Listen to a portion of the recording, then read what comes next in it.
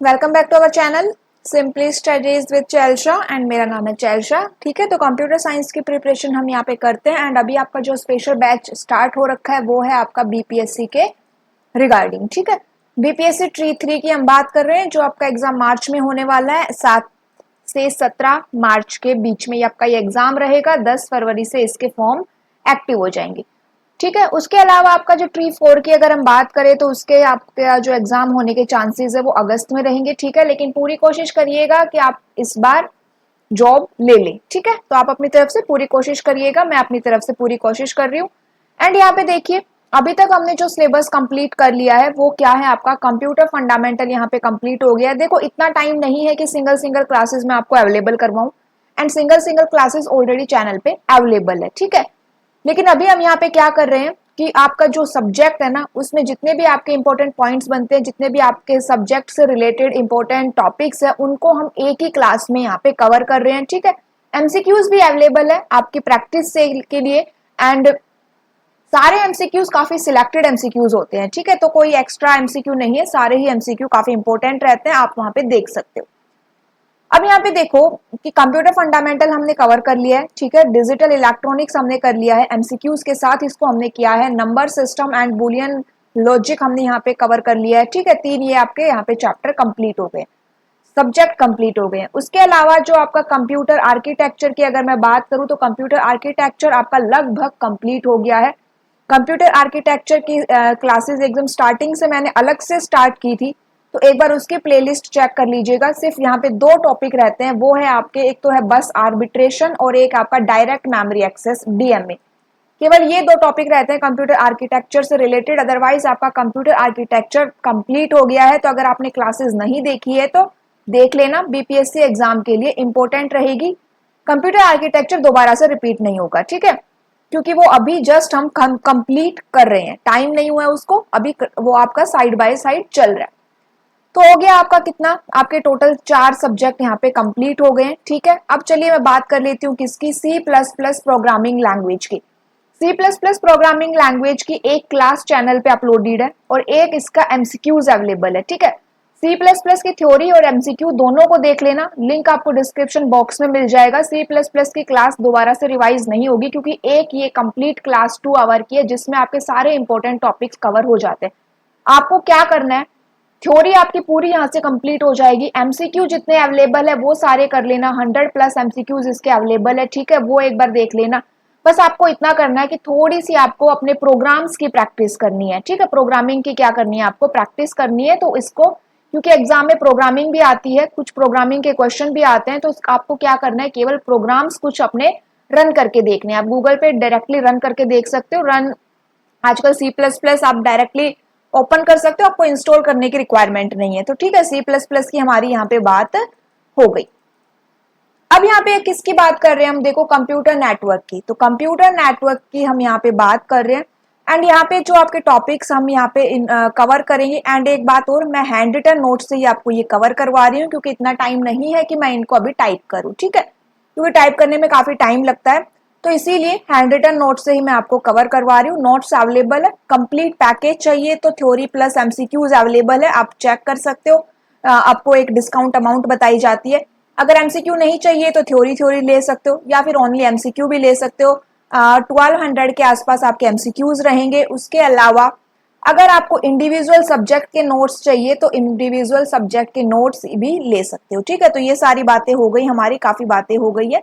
Starting में इसलिए बताती हूँ ये सारी बातें क्योंकि बाद में मैं इनको नहीं बताती हूँ, मतलब कि बाद में केवल हम क्या करते हैं, केवल अपनी काम की बातें करते हैं। एक स्टार्टिंग के कुछ मिनट्स और लास्ट के कुछ मिनट्स मैं अपने लिए और आपके लिए रखती हूँ। कोई भी डाउट हो कमेंट करके पूछ सकते हो। ठीक है, तो चलिए आज से स्टार्ट कर रहे हैं हम कंप्यूटर नेटवर्क। ठीक है, यहाँ पे कौन कौन से टॉपिक्स हम कवर करने वाले हैं वो देखिए आप। इवोल्यूशन ऑफ नेटवर्किंग यहाँ पे करेंगे, data communication components, measuring capacity of communication media, यहाँ पे आपके न्यूमेरिकल्स आते हैं कि बिट रेट कैसे निकालते हैं, फ्रीक्वेंसी कैसे निकालते हैं, डेटा रेट, ये सारे न्यूमेरिकल्स यहाँ पे हम देखेंगे। फिर देखेंगे switching technique, circuit switching, packet switching, cell switching, types of network, LAN, MAN, वैन और पैन। फिर नेटवर्क टोपोलॉजी, यहाँ पे ring topology, star topology, mesh topology, bus topology. आपने देखा होगा कि जो बीपीएससी ट्री का 2 का और 1 का एग्जाम हुआ था, उसमें भी टोपोलॉजी से रिलेटेड क्वेश्चन आए थे, ठीक है। एंड आपके टाइप्स ऑफ नेटवर्क से भी क्वेश्चन थे वहाँ पे। फिर हम ट्रांसमिशन मोड करेंगे यहाँ पे, simplex mode, half duplex and full duplex mode. And then आज हम ट्रांसमिशन मीडिया, ये हमारा लास्ट टॉपिक रहेगा, ठीक है। आज की क्लास में हम सिर्फ इतने ही टॉपिक्स कवर करने वाले हैं, अदरवाइज आपकी क्लास बहुत लंबी हो जाएगी। ट्रांसमिशन मोड में हम गाइडेड मीडिया, अनगाइडेड मीडिया को कवर करेंगे। लेकिन हम देख लेते हैं कि हमारा सिलेबस क्या क्या रहेगा। उसके बाद आपके रहेंगे नेटवर्क डिवाइसेस, ठीक है, OSI model, TCP IP model, इन दोनों के बीच का डिफरेंस एंड नेटवर्किंग प्रोटोकॉल्स और वेब सर्विसेज। वेब सर्विसेज हम देखेंगे कि वर्ल्ड वाइड वेब क्या होती है, यूआरएल, डीएनएस, ये सब क्या होते हैं, वेब सर्वर, वेब पेज। तो ये जितने भी वेब से रिलेटेड आपकी टर्म्स होती है उनको हम यहाँ पे देखेंगे वेब सर्विसेज में, ठीक है। तो ये क्या रहेगा, आपका पूरा कंप्यूटर नेटवर्क का सिलेबस रहेगा। एक क्लास में तो ये कंप्लीट नहीं होगा, अदरवाइज क्लास आपकी काफी लंबी हो जाएगी, तो हम इसको 2 या 3 क्लास में कंप्लीट करेंगे, ठीक है। यहाँ पे आप देख सकते हो कि ये टेलीग्राम ग्रुप का लिंक गिवन है, अदरवाइज आपको डिस्क्रिप्शन बॉक्स में भी मिलता है, लेकिन यहाँ से भी आप टेलीग्राम चैनल को ज्वाइन कर सकते हो। तो ये क्या था, हमने यहाँ पे थोड़ा सा इंट्रोडक्शन यहाँ पे ले लिया है, ठीक है। क्लास अच्छी लगी तो जरूर शेयर करना, कमेंट करके भी बता सकते हो कि आपको क्लास कैसी लगी। एंड चलिए स्टार्ट करें हमारी क्लास कंप्यूटर नेटवर्किंग। स्टार्ट करते हैं कि व्हाट इज नेटवर्क। सबसे पहली बात आती है कि नेटवर्क क्या होता है।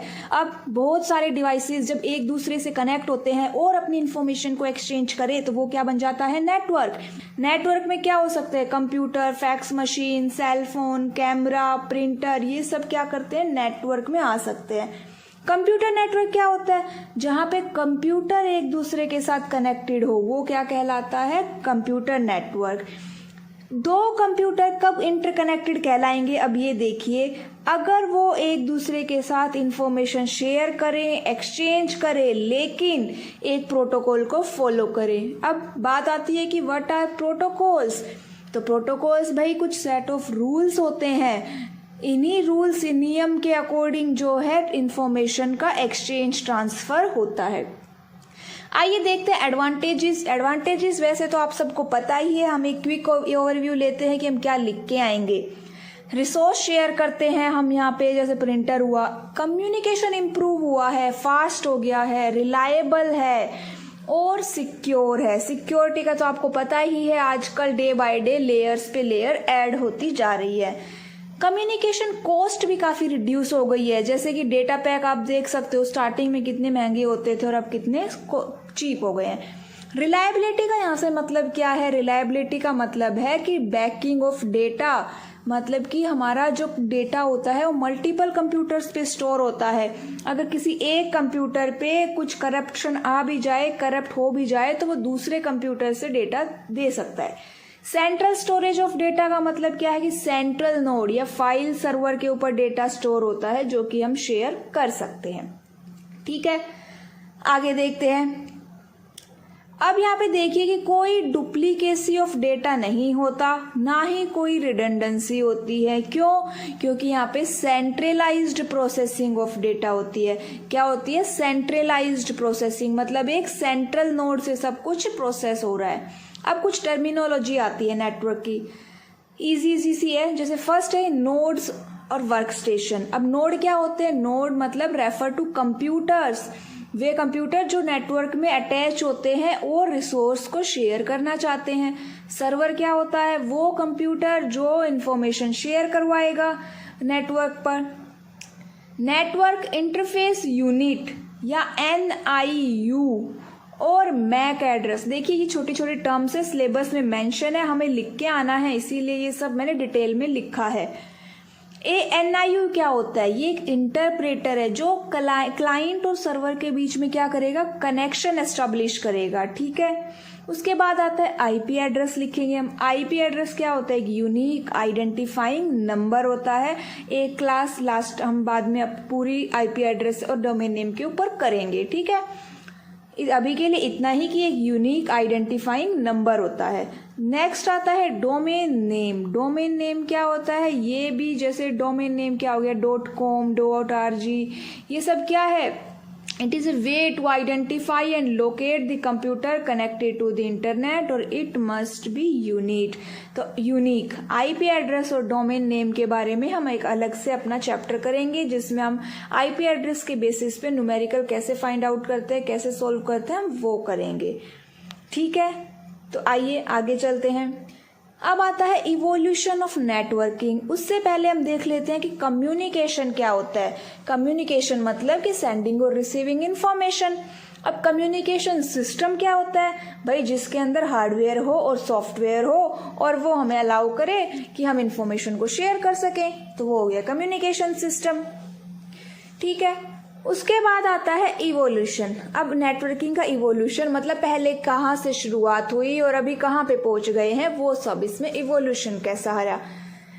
तो आप सबको तो पता ही है कि सबसे पहले क्या आया था, ARPANET, advanced research project agency network. कब आया था ये, 1969 में आया था। यूएस डिपार्टमेंट ऑफ डिफेंस ने इसको स्पॉन्सर किया था। ये वर्ल्ड का first operational packet switching network था और फर्स्ट नेटवर्क था जिसने TCP/IP को इम्प्लीमेंट किया। ठीक है, लेकिन ये अभी यूज नहीं हो रहा है। सेकंड आया NSF नेट।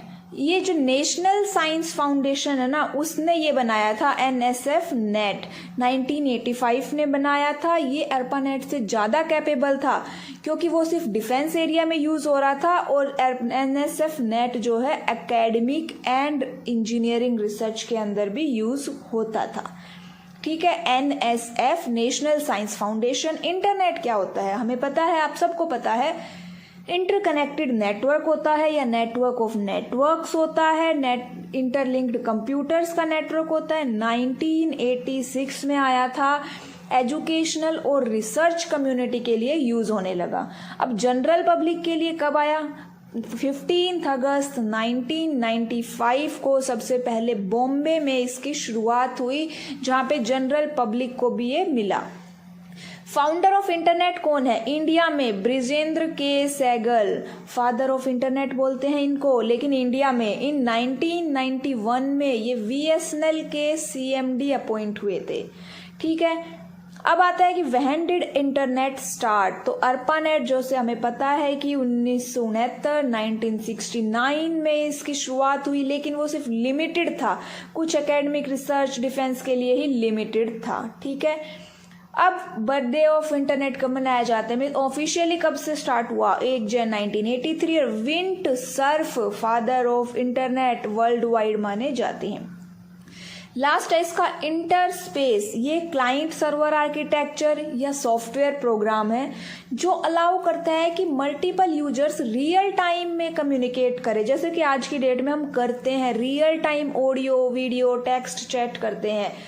वो क्या होता है, इंटरस्पेस। इंटरस्पेस एक तरह से इंटरनेट का एडवांस्ड वर्जन है। ठीक है, या हम कह सकते हैं कि इंटरस्पेस जो है it is the vision of what the internet will become tomorrow. ठीक है, ये है इंटरस्पेस कि इंटरनेट कल क्या होगा, वो उसका विजन है इंटरस्पेस।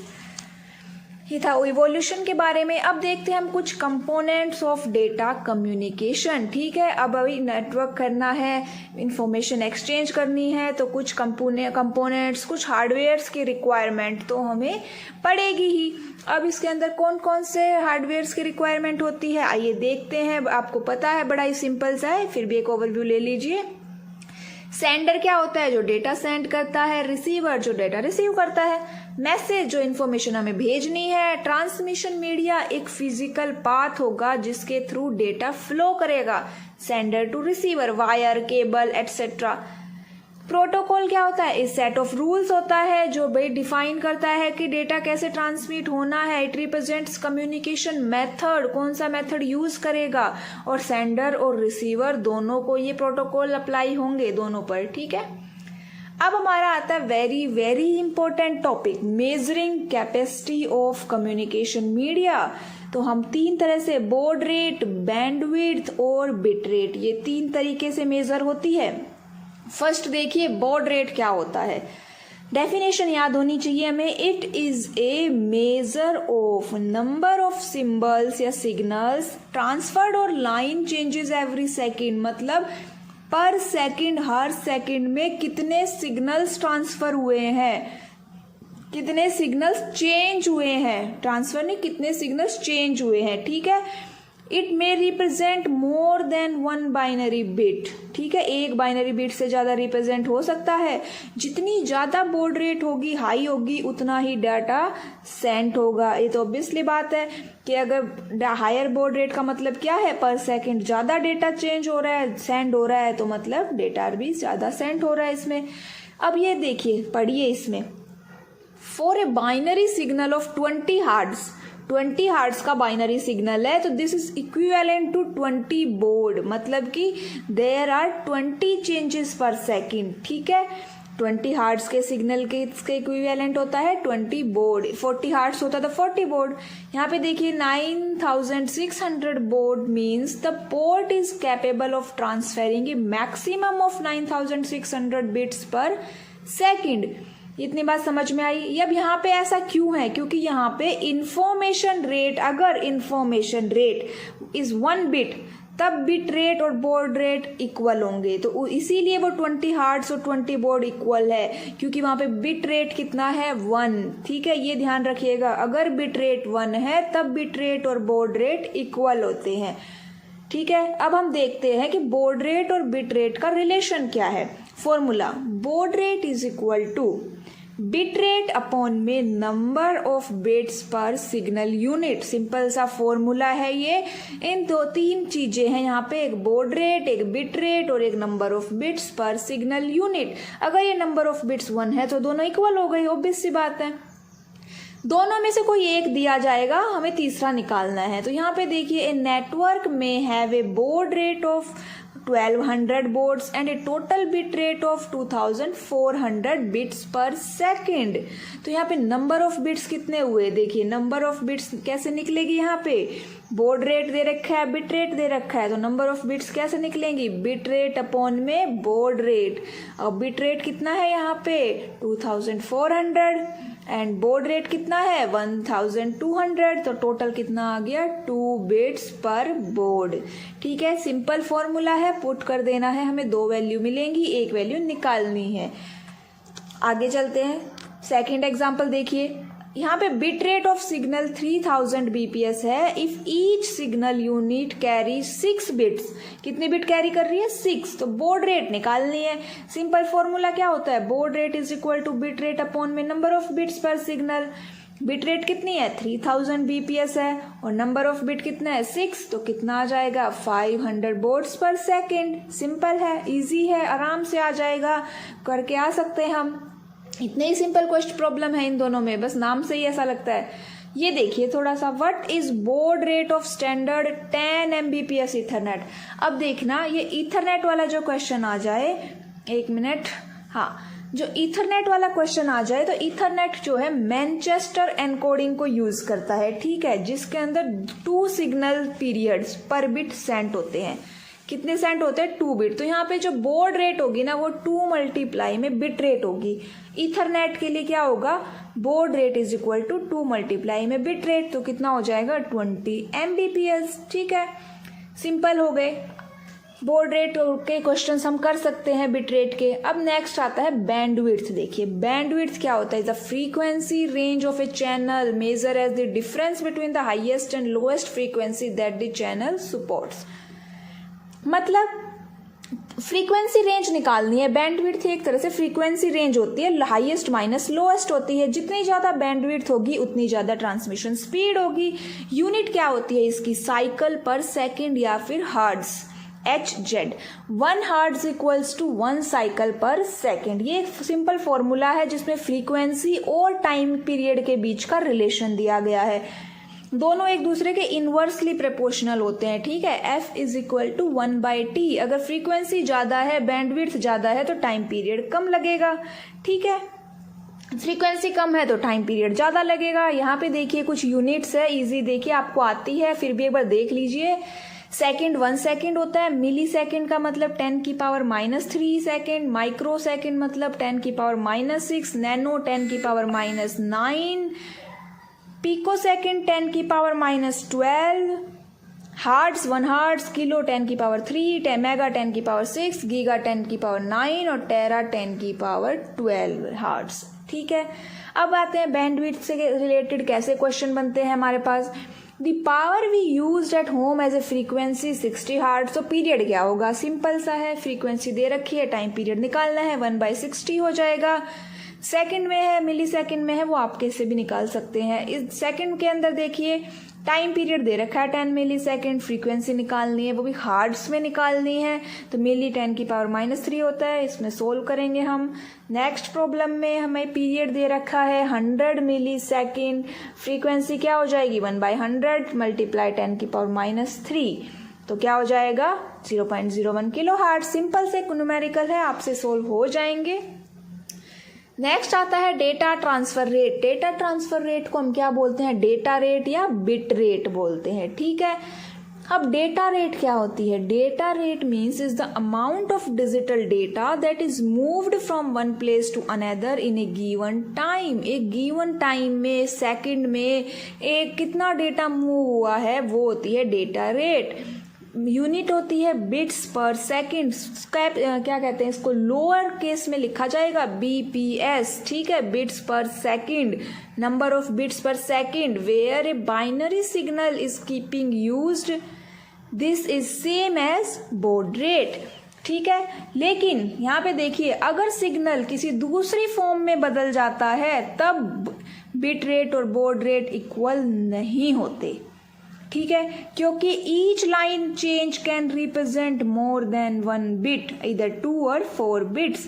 अब यहाँ पे ध्यान देखना, मैं बार बार बोल रही हूँ स्मॉल लेटर में आएगा क्योंकि कैपिटल का अलग मीनिंग होता है। देखिए क्या मीनिंग होता है, नेटवर्क इक्विपमेंट को हम BPS बिट पर सेकंड में मेजर करते हैं, KBPS kilo bit per second, mega bit, giga bit, tera bit per second, और 1 KBPS किसके इक्वल होता है 1000 बिट पर सेकंड। और नॉन नेटवर्क इक्विपमेंट को हम बाइट पर सेकंड में मेजर करते हैं। ठीक है, 1 KBPS किसके इक्वल होगा 8 स्मॉल KBPS, और KBPS और ध्यान दीजिएगा कैपिटल में है तो बाइट हो जाएगा, स्मॉल में है तो किलो बिट हो जाएगा, मेगाबाइट, गीगाबाइट, टेराबाइट पर सेकंड।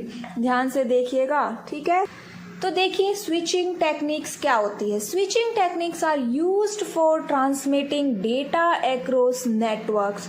मतलब कि स्विचिंग टेक्निक्स क्या है, हमें नेटवर्क के ऊपर डेटा को ट्रांसमिट करने में, सेंड करने में यूज होती है। हमारे पास बहुत सारी different types of switching techniques होती है। ठीक है, जैसे कि एक सर्किट स्विचिंग है, पैकेट स्विचिंग है, सेल स्विचिंग या मैसेज स्विचिंग है। यहाँ पे आप डायग्राम के थ्रू भी समझ सकते हो। जैसे ये एक सिंपल डायग्राम है, मेरे लेफ्ट साइड में ये सारे हमारे यहाँ पे सेंडर है और राइट साइड में कौन है, रिसीवर है। लेफ्ट साइड में 3 कंप्यूटर है जो कि सेंडर है एंड राइट साइड में रिसीवर है। बीच में जो हमारा ये है नेटवर्क है। तो यहाँ पे क्या होगा, यहाँ पे 3 स्टेप्स होंगे। इस सर्किट स्विचिंग के अंदर 3 स्टेप्स होते हैं। 1 मिनट रुकिएगा। हाँ, सर्किट स्विचिंग के अंदर 3 स्टेप होते हैं। पहला स्टेप क्या होता है हमारा, देखिए कनेक्शन एस्टैब्लिश होगा। क्या होगा, कनेक्शन एस्टैब्लिश होगा। उसके बाद डेटा ट्रांसफर होगा एंड फिर कनेक्शन रिलीज होगा। देखिए जैसे हम पहले लैंडलाइन फ़ोन होते थे तो हम जब कॉल करते थे तो रिंग जाती थी, तो वो क्या हो रहा था, कनेक्शन एस्टैब्लिशमेंट हो रही थी। जब कॉल उठा लेते थे तो वो क्या हो जाता था, हमारा डेटा ट्रांसफ़र होता था उस टाइम पे। और जब हमको फ़ोन काट देते थे तो क्या हो जाता था, कनेक्शन रिलीज। मतलब एक पूरा कॉल सेटअप की तरह काम करता है ये। ठीक है, इसके अंदर वो जो एक बार जो कनेक्शन एस्टैब्लिश हो गया वो बात हमारे लिए फिक्स हो जाता था उस टाइम के लिए। गारंटीड डिलीवरी होती थी, मतलब जो हम बोलेंगे वो उसको सुनेगा ही, सामने वाले को समझ में आएगा, इन्फॉर्मेशन जाएगी। ठीक है, और जब तक हमारा फ़ोन कनेक्ट रहेगा, मतलब जब तक हमारा सेशन चलता रहेगा तब तक हमारा कनेक्शन भी कनेक्टेड रहेगा। पूरी बैंडविड्थ हम यूज़ करेंगे उस चैनल की। ठीक है, उस टाइम के लिए। तो ये इतना था सर्किट स्विचिंग, आपको समझ में आ गया होगा। मेन तो यही है कि एक कॉल सेटअप की तरह कनेक्शन एस्टैब्लिश कर सकते हैं। सेकंड है पैकेट स्विचिंग। यहाँ पे देखिए सेंडर है और रिसीवर है। यहाँ पे जो डेटा है वो हमारा पैकेट्स की फॉर्म में डिवाइड हो जाता है, मतलब हम डेटा को छोटे छोटे पैकेट्स में डिवाइड कर देते हैं और सभी पैकेट्स इंडिपेंडेंटली मूव करते हैं। तो यहाँ पे देखिए छोटे छोटे पैकेट्स मूव कर रहे हैं, कोई भी पैकेट किसी भी पाथ को फॉलो कर सकता है, ठीक है, जरूरी नहीं है वो सभी एक ही पाथ को फॉलो करे। यहाँ पे कोई कनेक्शन एस्टेब्लिशमेंट नहीं हुआ है पहले से, एडवांस में कुछ नहीं होता है, ना ही कोई बैंडविड्थ एडवांस में रिजर्व होती है, ठीक है। थर्ड है मैसेज स्विचिंग। इसके अंदर भी जो सोर्स टू डेस्टिनेशन डेटा जाता है और लेकिन इसके अंदर कोई फिजिकल पाथ पहले से एडवांस में एस्टेब्लिश नहीं होता। एक मेन बात याद रखिए, इसके अंदर जितने भी इंटरमीडिएट स्विच लगे होंगे ना वो सभी पूरे मैसेज को स्टोर करेंगे, मतलब अगर 10 स्विच है तो 10 के पास पूरा मैसेज होगा। तो ये था मैसेज स्विचिंग। अब देखिए डिफरेंस देख लेते हैं दोनों के बारे में, सर्किट स्विचिंग और पैकेट स्विचिंग के बारे में। यहाँ पे 20 डिफरेंसेस मेंशन्ड है। फर्स्ट है कि सर्किट में फिजिकल पाथ होता है, पैकेट में नहीं होता। All packets use same path, लेकिन जो पैकेट्स है वो इंडिपेंडेंटली मूव करते हैं। सर्किट स्विचिंग में एक पूरी एंटायर बैंडविड्थ एडवांस में रिजर्व हो जाती है, इसीलिए बैंडविड्थ का वेस्टेज होता है। लेकिन पैकेट स्विचिंग में इस तरह की कोई रिजर्वेशन नहीं होती, तो कोई वेस्टेज ऑफ बैंडविड्थ नहीं होगा। अगला देखिए, सर्किट स्विचिंग के अंदर एक स्टोर एंड फॉरवर्ड जैसा कॉन्सेप्ट होता है ना, वो नहीं होता, मतलब डेटा को पहले स्टोर करो फिर फॉरवर्ड करो, वो पैकेट स्विचिंग में काम करता है। सर्किट स्विचिंग कॉस्टली होती है, पैकेट स्विचिंग चीप होती है। अब देखिए लिमिटेड स्केलेबिलिटी, इसका मतलब होता है कि अगर ज़्यादा ट्रैफिक है तो सर्किट स्विचिंग हैंडल नहीं कर पाएगी। अगर ज़्यादा ट्रैफिक है तो हम कौन सी यूज़ करेंगे, पैकेट स्विचिंग यूज़ करेंगे। नेक्स्ट आता है लो लेटेंसी। इसका मतलब क्या है कि इसके अंदर हमने पहले से ही पाथ एस्टेब्लिश कर लिया, हर बार पाथ को रिजर्व करने की रिक्वायरमेंट नहीं होती।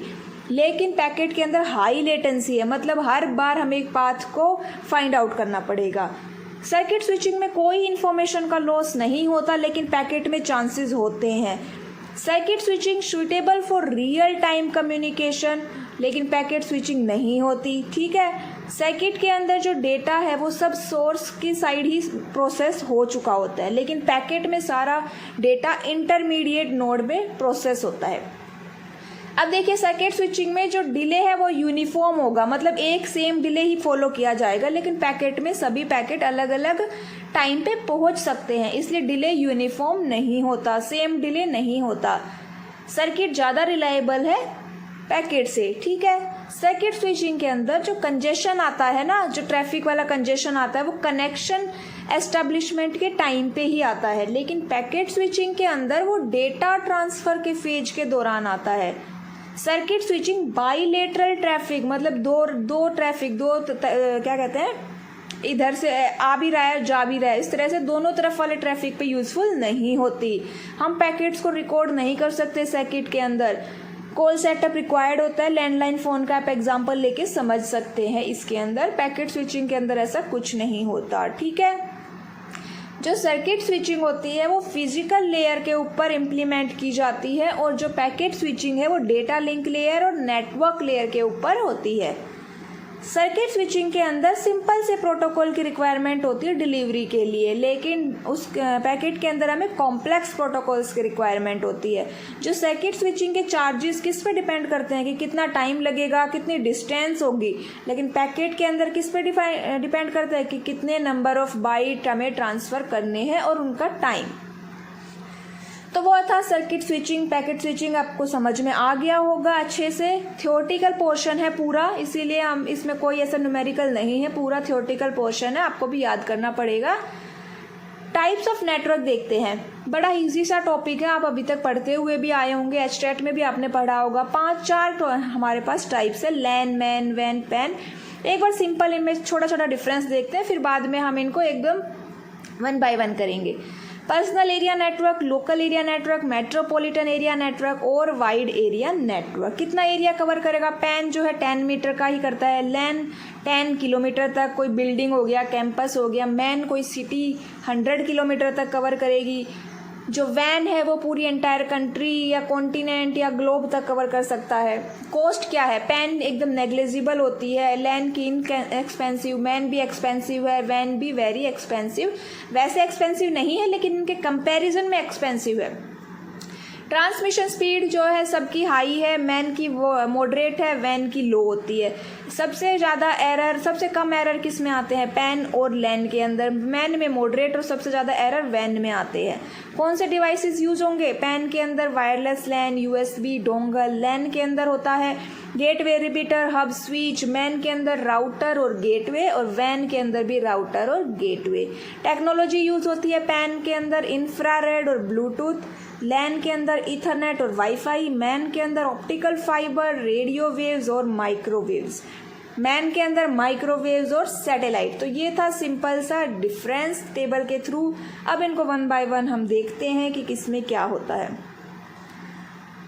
पर्सनल एरिया नेटवर्क क्या होता है, देखो जो पैन है आर स्मॉल नेटवर्क, एक स्मॉल नेटवर्क है used to establish communication between a computer and other hand held devices. क्या है, computer and other hand held devices in the proximity of up to 10 metres. कितना metre, 10 metres, using wired USB connectivity, wired भी use होता है और wireless like Bluetooth और infrared. मतलब क्या कहना चाह रहा है, छोटा सा नेटवर्क है, कंप्यूटर को अदर दूसरे हैंड हेल्ड डिवाइसेस से कनेक्ट करवाने में हेल्प करता है। वायर्ड और वायरलेस दोनों टेक्नोलॉजी यूज होती है। किस किस को कनेक्ट करवा सकते हो आप, अपने मोबाइल फ़ोन को टीवी रिमोट के साथ, लैपटॉप को, कंप्यूटर को, ठीक है, इन सबको हम एक दूसरे से कनेक्ट करवा सकते हैं। कौन सी टेक्नोलॉजी यूज़ हो रही है, देखो ब्लूटूथ टेक्नोलॉजी यूज़ हो रही है। पैन में include wireless computer keyboard and mouse, Bluetooth enabled headphones, आपने देखे होंगे आजकल जो आ रहे हैं, वायरलेस प्रिंटर्स आ रहे हैं, टीवी रिमोट आ रहे हैं, इन सब को कनेक्ट करवा सकता है। सिंपल सा है, जो आप अपने घर में यूज़ करते हो ना कि थोड़ी सी डिस्टेंस के बाद वो काम ना करे, ब्लूटूथ वाला वही है, एक सिंगल पर्सन से बिलोंग करता है। लैन क्या होता है, लोकल एरिया नेटवर्क। ये क्या होता है, ये देखिए, LAN is a privately owned computer network covering a small geographical area like a home, office or a building such as a school।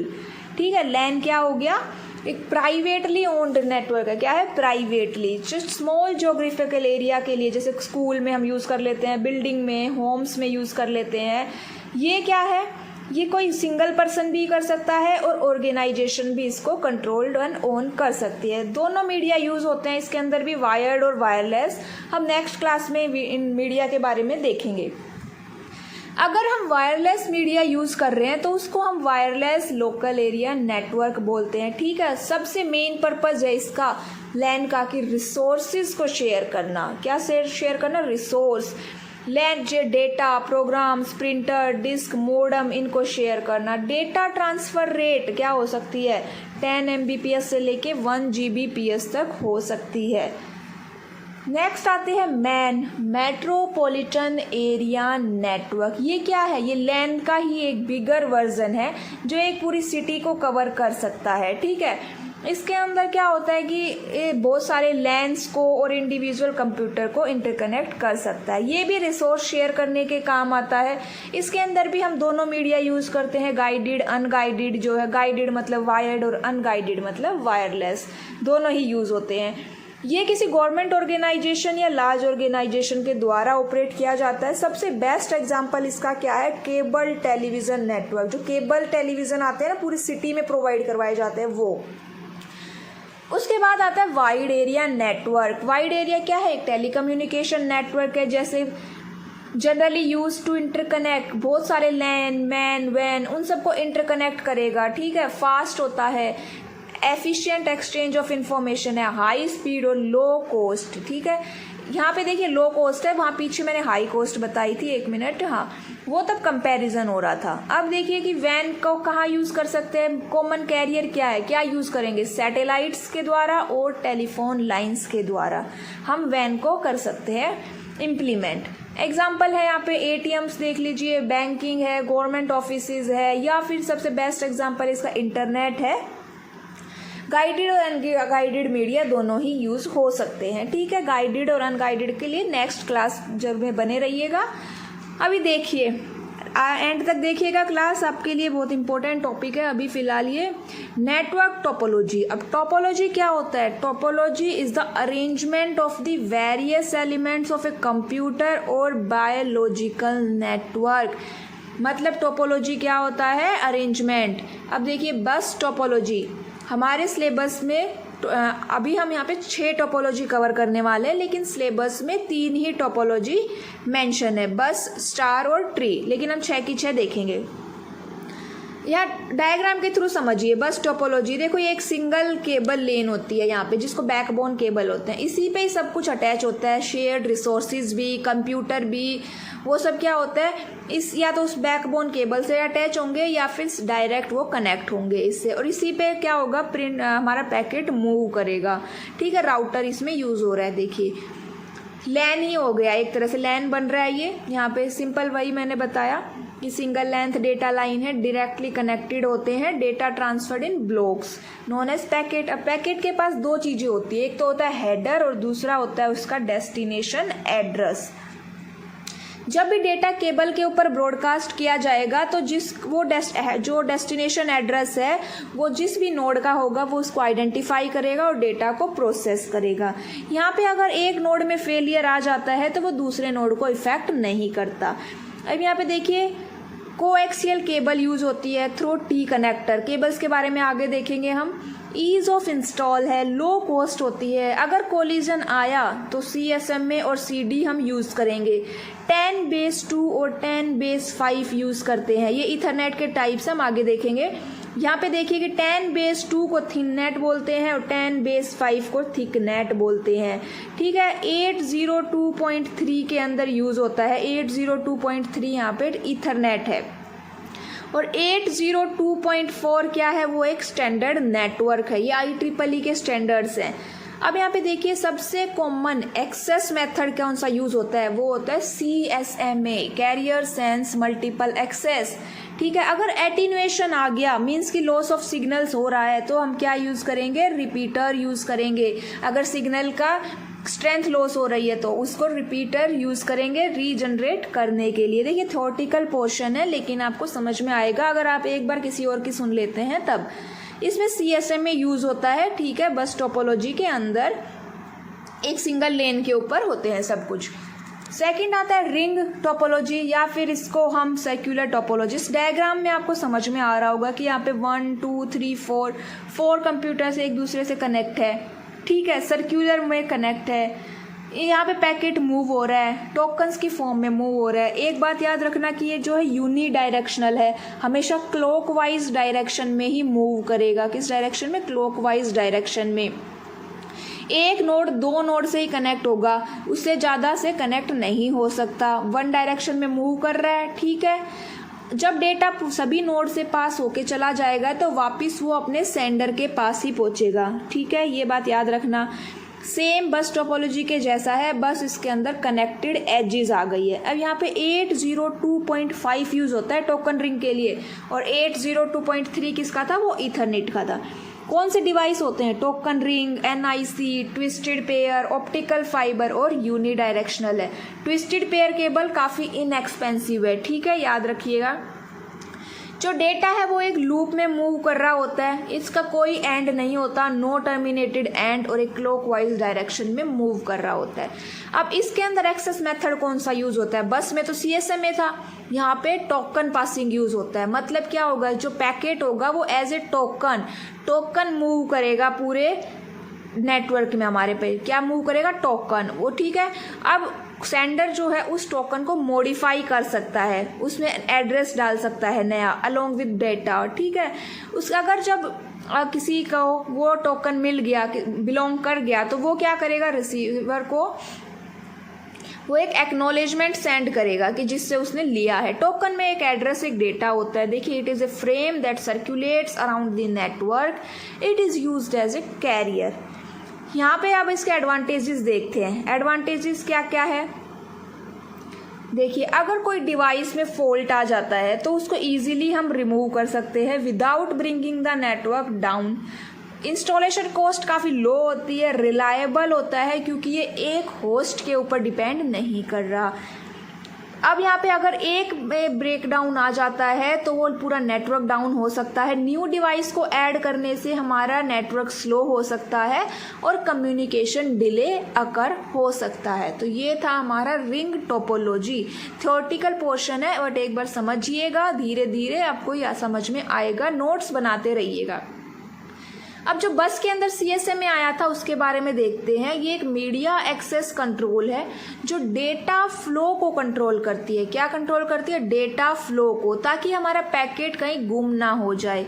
एक होता है CD, कोलिजन डिटेक्शन। इसमें क्या होता है कि कोलिजन को डिटेक्ट किया जाता है। कोलिजन को, अगर कोलिजन आ गया तो मतलब वो वहीं पे डेटा को ट्रांसमिट करना बंद कर देगा। ठीक है, इसको हम रिकवरी आफ्टर द कोलिजन भी बोलते हैं। कोलिजन समझ लो ना, एक जैसे भीड़ भाड़ सा, मतलब उसको टाइम ही नहीं मिल रहा, जगह ही नहीं मिल रही जाने के लिए। कोलिजन अवॉइडेंस क्या होता है? इसके अंदर क्या होता है कि वो चेक करेगा कि चैनल खाली है या नहीं। अगर वो बिजी है तो वो सेंडर वेट करेगा जब तक कि वो मीडिया आइडल ना हो जाए। जब वो उसको चैनल खाली मिलेगा तभी वो उस पर सेंड करेगा। तो इसमें हम कोलिजन को पॉसिबिलिटी है अवॉइड करने की, रिड्यूस करने की। ये रिकवरी आफ्टर कोलिजन पे काम नहीं करता क्योंकि ये कोलिजन होने से पहले ही उसको अवॉइड कर लेता है। तो ये था CSMA CD और CSMA CA। CA के अंदर चेक करेगा, बिजी है तो वेट करेगा और फिर आइडल हो गया तब वो सेंड करेगा। CSMA CD के अंदर वो डिटेक्ट करेगा और फिर सेंड करना बंद कर देगा। स्टार टोपोलॉजी को एग्जांपल डायग्राम से समझिए। 4 क्लाइंट्स हैं हमारे, एक सेंट्रल हब या स्विच से कनेक्ट होते हैं यहाँ पे। ठीक है, सब किससे कनेक्ट होते हैं? एक सेंट्रल हब से। Every node is connected to central hub. Hub की जगह स्विच भी हो सकता है। यहाँ पे कोएक्सियल केबल या फिर RJ45 हम यूज़ करते हैं टू कनेक्ट कंप्यूटर। सबसे पॉपुलर टेक्नोलॉजी है। किसी एक क्लाइंट में अगर फेलियर आ गया तो दूसरे के ऊपर इफेक्ट नहीं डालेगा। हम इजीली दूसरे नोड को ऐड कर सकते हैं। कॉस्ट भी ठीक ठाक होती है, स्पीड भी हाई होती है। 100 बेस T 100 मीटर और T क्या है? Twisted pair. ठीक है, if central point he fail हो गया तब तो हमारे पास प्रॉब्लम है, नेटवर्क डाउन हो जाएगा। और दूसरा, इतनी सारी केबल जो है उनकी राउटिंग कई बार डिफिकल्ट हो जाती है। मैश टोपोलॉजी के बारे में देखो तो इस डायग्राम में जैसे देख सकते हो, हर नोड एक दूसरे से कनेक्ट रहता है। ठीक है सॉरी, मल्टीपल पाथ होते हैं, कोई सेंट्रल पॉइंट नहीं होता। जैसे इंटरनेट है, वैन के अंदर यूज होता है। अगर हमें number of cables find out करनी है तो एक फॉर्मूला है n × n-1/2। इस डायग्राम में n कितने हैं? 4 है, तो इसमें पुट करो n की वैल्यू। 4 × 4 - 1 3/2, 4 3 12/2। तो नंबर ऑफ केबल कितनी है यहाँ पे? 6 काउंट कर सकते हैं। ठीक है, यहाँ पे अब मैश भी 2 टाइप का होता है, फुली कनेक्टेड और पार्शियली कनेक्टेड। फुली कनेक्टेड में सभी नोड एक दूसरे से कनेक्ट रहते हैं, लेकिन पार्शियली में कुछ रहते हैं कुछ नहीं। सबसे ज़्यादा रिलायबल है, फास्ट है, न्यू डिवाइसेस को ऐड कर सकते हैं और कॉस्ट भी हाई ही होती है। आते हैं ट्री टोपोलॉजी के ऊपर। ट्री जैसे कि आपको डायग्राम में दिख रहा है, बस और स्टार टोपोलॉजी का कॉम्बिनेशन होता है। एक हिरारिकल ऑर्डर होता है। ट्री जैसे पता है, रूट होता है, एक हमारा टॉप मोस्ट नोड और बाकी सब उसके चाइल्ड होते हैं। पेरेंट चाइल्ड रिलेशनशिप को फॉलो करता है, केवल एक ही पाथ एग्जिस्ट करेगा top to down. Broadband transmission में काम करता है, इजीली एक्सपेंड कर सकते हैं, इजीली मैनेजेबल है, easy error detection, error correction, limited failure, मतलब एक में ब्रेक डाउन दूसरे को इफेक्ट नहीं करेगा। पॉइंट टू पॉइंट वायरिंग होगी। अगर कोई फॉल्ट आ जाता है किसी नोड में तब उसको फाइंड आउट करने में थोड़ी डिफिकल्टी आ सकती है, कॉस्ट भी हाई होगी। ठीक है, उसके बाद देखिए कि एक जो ट्री टोपोलॉजी है वो एक बस के केबल के ऊपर ही मेनली रिलाई करती है। अगर उसी में ही प्रॉब्लम आ गई तो हमारा नेटवर्क डाउन हो जाएगा। न्यू डिवाइसेस को ऐड करते हैं तो क्या बन जाता है? It becomes difficult to reconfigure. Hybrid के सब का कॉम्बिनेशन है, reliable, scalable, flexible, effective, complex design रहेगा, कॉस्टली है, कॉस्टली इम्प्लीमेंटेशन रहेगा। ठीक है गाइस, तो ये था आज का हमारा टॉपिक। Thank you. चैनल अच्छा लगे तो लाइक, शेयर एंड सब्सक्राइब कर दीजिएगा। ठीक है, कमेंट करके बताइएगा क्लास कैसी लगती है आपको। देखिए ट्रांसमिशन मोड क्या होते हैं, it means transferring data between two devices. आपको सिंपली समझ में आ रहा है कि दो डिवाइसेस के बीच में डेटा को ट्रांसफर करना, ठीक है। Also known as communication mode, दूसरा नाम क्या है इनका कि कम्युनिकेशन मोड भी कहते हैं हम इन्हीं को। ओके, ट्रांसमिशन मोड और ट्रांसमिशन मीडिया में कंफ्यूज मत हो जाना, ये मोड है। लास्ट क्लासेस आपकी मीडिया के ऊपर थी। Buses and networks are designed to allow communication to occur between individual devices that are connected। मतलब जो बस और नेटवर्क है वो इस तरह से डिजाइन किए जाते हैं कि हम कम्युनिकेट कर सके, इंडिविजुअल जो एक डिवाइस है वो कनेक्ट कर सके, कम्युनिकेट कर सके। 3 टाइप्स ऑफ ट्रांसमिशन मोड होते हैं हमारे पास, सिंप्लेक्स, हाफ डुप्लेक्स और फुल डुप्लेक्स। आप सबने पढ़े हुए भी होंगे, अगर आपने नहीं पढ़े हुए हैं तो आप वीडियो को एंड तक देखिएगा, और अगर आपने ये सब देख रखा है, आपको आता है, तब भी आप एंड तक देखिएगा, आपको कुछ ना कुछ नया जरूर मिलेगा इसके अंदर। हम बड़े ही अच्छे से कर रहे हैं, धीरे धीरे कर रहे हैं अपने टॉपिक को। सिंप्लेक्स मोड क्या होता है, ठीक है, सबसे पहले आता है सिंप्लेक्स मोड। यहाँ डायग्राम में देखिए, एक सेंडर है, ये एक रिसीवर है और एक ही डायरेक्शन में डेटा जा रहा है। तो इसका मतलब क्या हो गया, ये क्या है, यूनिडायरेक्शनल। मतलब यहाँ पे कम्युनिकेशन कैसा है, यूनिडायरेक्शनल। मतलब कि रिसीवर टू सेंडर नहीं जाएगा, ओनली सेंडर टू रिसीवर। या हम कहें कि जैसे वन वे हाईवे होते हैं, वन वे रोड होते हैं, जिसमें आप एक तरफ से जा सकते हो, ऑपोजिट साइड से नहीं आ सकते। यहाँ पे देखिएगा सेंडर और रिसीवर में से केवल एक ही डिवाइस सेंड करेगा, या आप कहो कि उन दो डिवाइस में से केवल एक ही डिवाइस डेटा को सेंड करेगा, दूसरा उसको रिसीव करेगा, ठीक है। तो इसीलिए ये क्या हुआ, यूनिडायरेक्शनल, या हम कहें वन डायरेक्शन। ये क्या करता है, पूरी कैपेसिटी को यूज कर लेता है। जो मोड, इस मोड को जितनी भी कैपेसिटी दी गई है, इस चैनल को जितनी कैपेसिटी प्रोवाइड की गई है, बैंडविड्थ दी गई है, ये उसको पूरी को यूज कर लेता है, एक ही डायरेक्शन में यूज कर लेता है, क्योंकि एक डायरेक्शनल है ये, तो उसी डायरेक्शन में यूज कर लेता है। एग्जाम्पल है ये कीबोर्ड एंड ट्रेडिशनल मॉनिटर्स। ये ट्रेडिशनल मॉनिटर है, ध्यान रखिएगा, आजकल के जो टच स्क्रीन है वो नहीं है। ये ट्रेडिशनल में सिर्फ आउटपुट मिलती थी हमें, आउटपुट केवल स्क्रीन पे डिस्प्ले होती थी, और कीबोर्ड किस काम आता था, इनपुट करने के काम आता था। तो वो क्या था, सिंप्लेक्स मोड था एक तरह से। एडवांटेज और डिसएडवांटेज के बारे में देख लेते हैं, ठीक है। तो यहाँ पे देखिए एडवांटेज क्या क्या है। सबसे इजी मोड है, रिलायबल है भाई, विश्वसनीय है, कॉस्ट भी कम ही लगती है इस मोड में, क्योंकि एक ही चैनल की जरूरत होती है। यूनिडायरेक्शनल है तो एक ही चैनल की जरूरत हुई, है ना। नो नीड फॉर कोऑर्डिनेशन, यहाँ पे देख सकते हो सेंडर टू रिसीवर क्या होता है, सिर्फ एक ही चैनल बना, इसीलिए मैं कह रही हूँ कि एक चैनल की रिक्वायरमेंट है। No need for coordination between the transmitting and receiving device, मतलब कि सेंडर को कोई फर्क नहीं पड़ता रिसीवर से बात करने की, उसका कोई मन नहीं है। Useful when feedback is not required, जब हमें फीडबैक नहीं चाहिए तब आप इसको यूज कीजिए। ब्रॉडकास्टिंग और सर्वेलेंस में हम इसको यूज करते हैं सिंप्लेक्स मोड को। यहाँ पे देखो कुछ डिसएडवांटेज लिखे हुए बड़े सिंपल से है। वन वे ऑफ कम्युनिकेशन है, नो वे टू वेरीफाई, मतलब कि डेटा अच्छे से पहुंचा है या नहीं, इस बात को वेरीफाई करने का कोई रास्ता नहीं है। बाई डायरेक्शनल में भी ये यूज नहीं हो सकता। तो ये क्या है, इसके डिसएडवांटेजेस। एक बार हम फिर से देख लेते हैं, क्विक रिवीजन ले लेते हैं कि हमने अभी तक सिंप्लेक्स मोड के बारे में क्या क्या देखा। सिंप्लेक्स मोड कैसा है भाई, यूनिडायरेक्शनल है, जैसे कि one road one way highway होता है, मतलब दोनों डिवाइस में से एक ही डेटा को सेंड करेगा और दूसरा उसको रिसीव करेगा। अब वन डायरेक्शन यूज होती है, उसी के अंदर ये पूरी कैपेसिटी को यूज कर लेगा। कीबोर्ड और ट्रेडिशनल मॉनिटर इसका एग्जाम्पल है एक। एडवांटेज में क्या था, सबसे इजीएस्ट मोड है, रिलायबल है, कॉस्ट भी कम लगती है, कोऑर्डिनेशन की जरूरत नहीं है, फीडबैक नहीं चाहिए तब यूज करो, ब्रॉडकास्टिंग और सर्वेलेंस में यूज होता है। डिसएडवांटेज में वन वे है, ये डिसएडवांटेज भी है इसका कि एक ही को सेंड कर सकते हैं, वेरीफाई नहीं कर सकते इंफॉर्मेशन को, और बाई डायरेक्शनल में आप यूज नहीं कर सकते। अब आते हैं हाफ डुप्लेक्स मोड में। इसके देखिए ये जो डायग्राम बना हुआ है, ये सेंडर ए और बी से यहाँ पे ए टू बी कम्युनिकेशन हो रहा है, ठीक है, और इसी तरह जो नीचे है वहां पे बी टू ए हो रहा है, मतलब कि अब बी से ए की तरफ जा रहा है। ऊपर वाले में हम ए से बी को भेज रहे हैं और नीचे वाले में हम बी से ए को डेटा सेंड कर रहे हैं। लेकिन ध्यान से देखो कि एक ही चैनल यूज हो रहा है, आपको एक ही लाइन यूज दिख रही होगी ना यहाँ पे, तो मतलब कम्युनिकेशन चैनल कितना है, एक। जैसे सिंप्लेक्स में एक चैनल था, उसी तरह से इसके अंदर भी एक ही चैनल है, लेकिन ये एक सेम टाइम पे नहीं भेजता डेटा को, अलग अलग टाइम पे भेजेगा डेटा को। जब एक सेंड कर चुका होगा तब दूसरा भेजेगा, ठीक है। तो ये था हमारा हाफ डुप्लेक्स का मेन पॉइंट।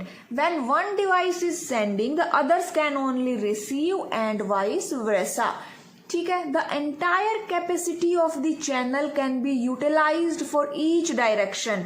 फॉर एग्जाम्पल के लिए वॉकी टॉकी, मतलब कि हर दोनों डायरेक्शन में ए टू बी और बी टू ए जो कैपेसिटी है वो पूरी यूटिलाइज होगी, ठीक है। वॉकी टॉकी में आपको पता ही है कि एक बार एक सुनता है फिर दूसरा बोलता है, ऐसा है। एडवांटेज देखिए, बाई डायरेक्शनल में हाँ हो सकता है यूज इसका। सिंप्लेक्स से ज्यादा एफिशिएंट मोड है ये। फुल डुप्लेक्स से सस्ता है, एक्सपेंसिव नहीं है, क्योंकि फुल डुप्लेक्स के अंदर 2 चैनल की रिक्वायरमेंट होती है। डिसएडवांटेज क्या क्या है कि फुल डुप्लेक्स से लेस रिलायबल है। क्यों? क्योंकि इसके अंदर हम एक सेम टाइम पे डेटा को सेंड नहीं कर सकते, और यहाँ पे एक डिले भी हो सकता है, क्योंकि पहले सेंडर ए से बी जाएगा, फिर वो थोड़ा वेट करेगा और बी से ए आएगा, तो उसमें प्रॉब्लम आ सकती है। कोऑर्डिनेशन की भी जरूरत पड़ेगी यहाँ पे, क्योंकि दोनों डिवाइसेस आपस में बात करेंगे तभी तो रिप्लाई कर पाएंगे एक दूसरे का, तो इसीलिए कॉम्प्लिकेट हो सकता है। रिवीजन लेते हैं इसका एक हम, कि ये बाई डायरेक्शनल है, सेम टाइम पे डेटा सेंड नहीं हो सकता, ठीक है। एक बार में एक ही सेंड करेगा फिर दूसरा सेंड करेगा।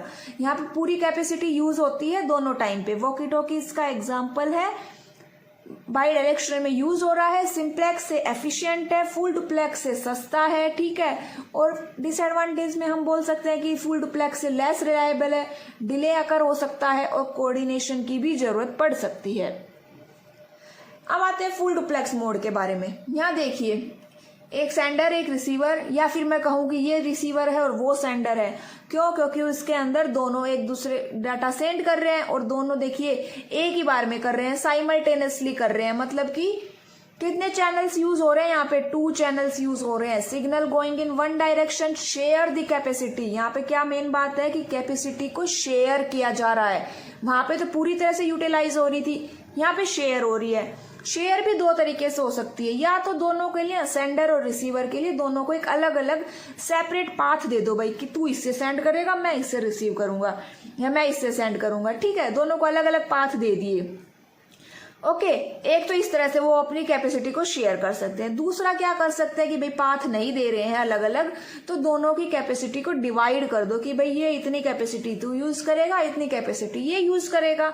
तो यहाँ पे क्या होगी, हम कैपेसिटी को डिवाइड कर देते हैं। कब यूज होता है? जब आपको देखा होगा टेलीफोन में, मोबाइल फोन में, इसमें हम यूज करते हैं इस फुल डुप्लेक्स को। एडवांटेज देखिए क्या क्या है।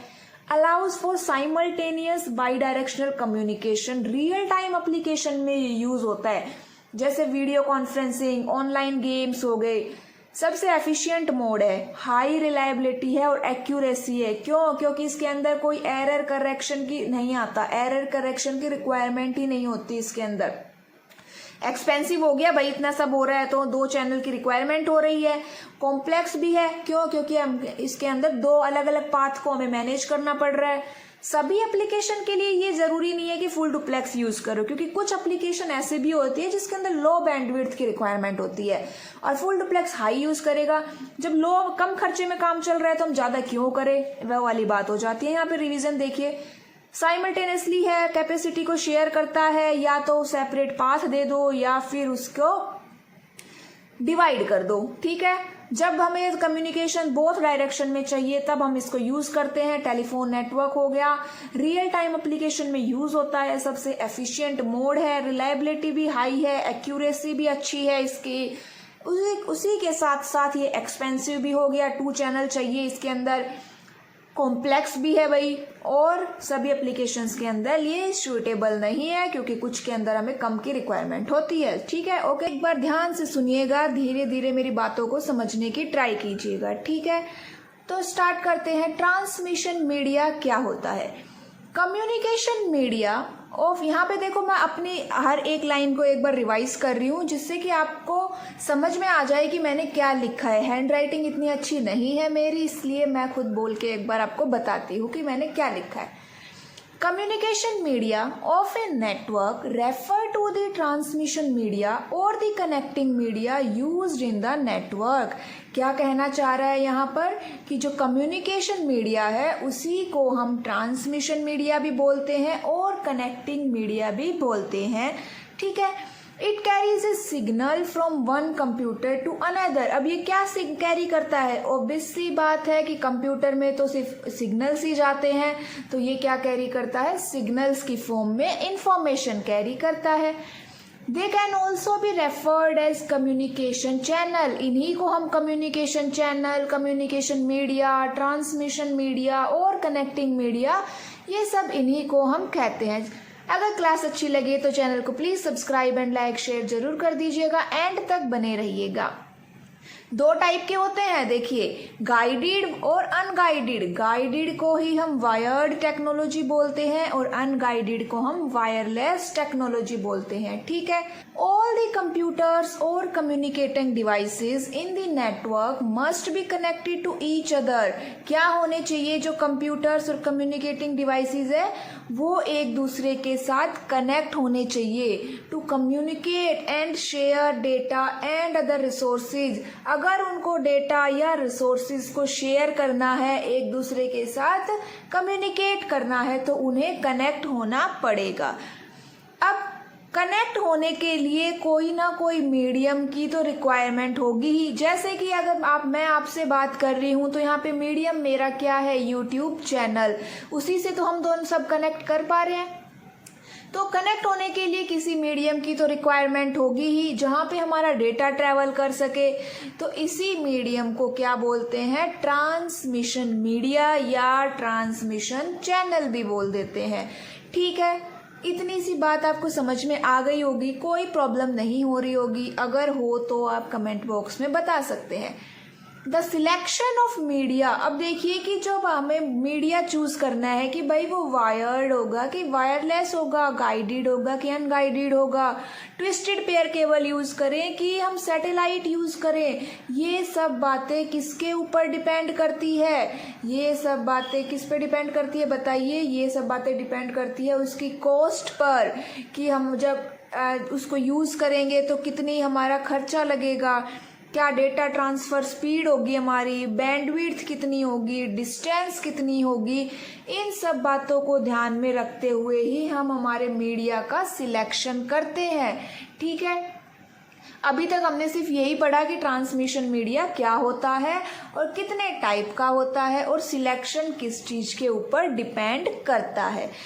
ठीक है, स्पीड थोड़ी सी स्लो है, समझ में आ रहा है, क्योंकि मैं काफ़ी अच्छे से और धीरे से इस टॉपिक को कवर करवाना चाहती हूँ। ठीक है, आज की हमारी क्लास दोनों मीडिया के ऊपर होगी, चाहे फिर वो पूरी क्लास 1 घंटे की हो या 40 मिनट की हो, जितनी भी हो, आपका पूरा टॉपिक आज यहीं पे कवर हो जाएगा।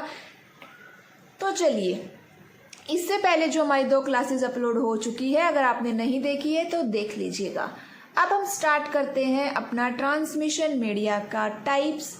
तो अभी मैंने स्टार्टिंग में भी बताया कि 2 टाइप होते हैं। ठीक है, कौन कौन से टाइप होते हैं भाई?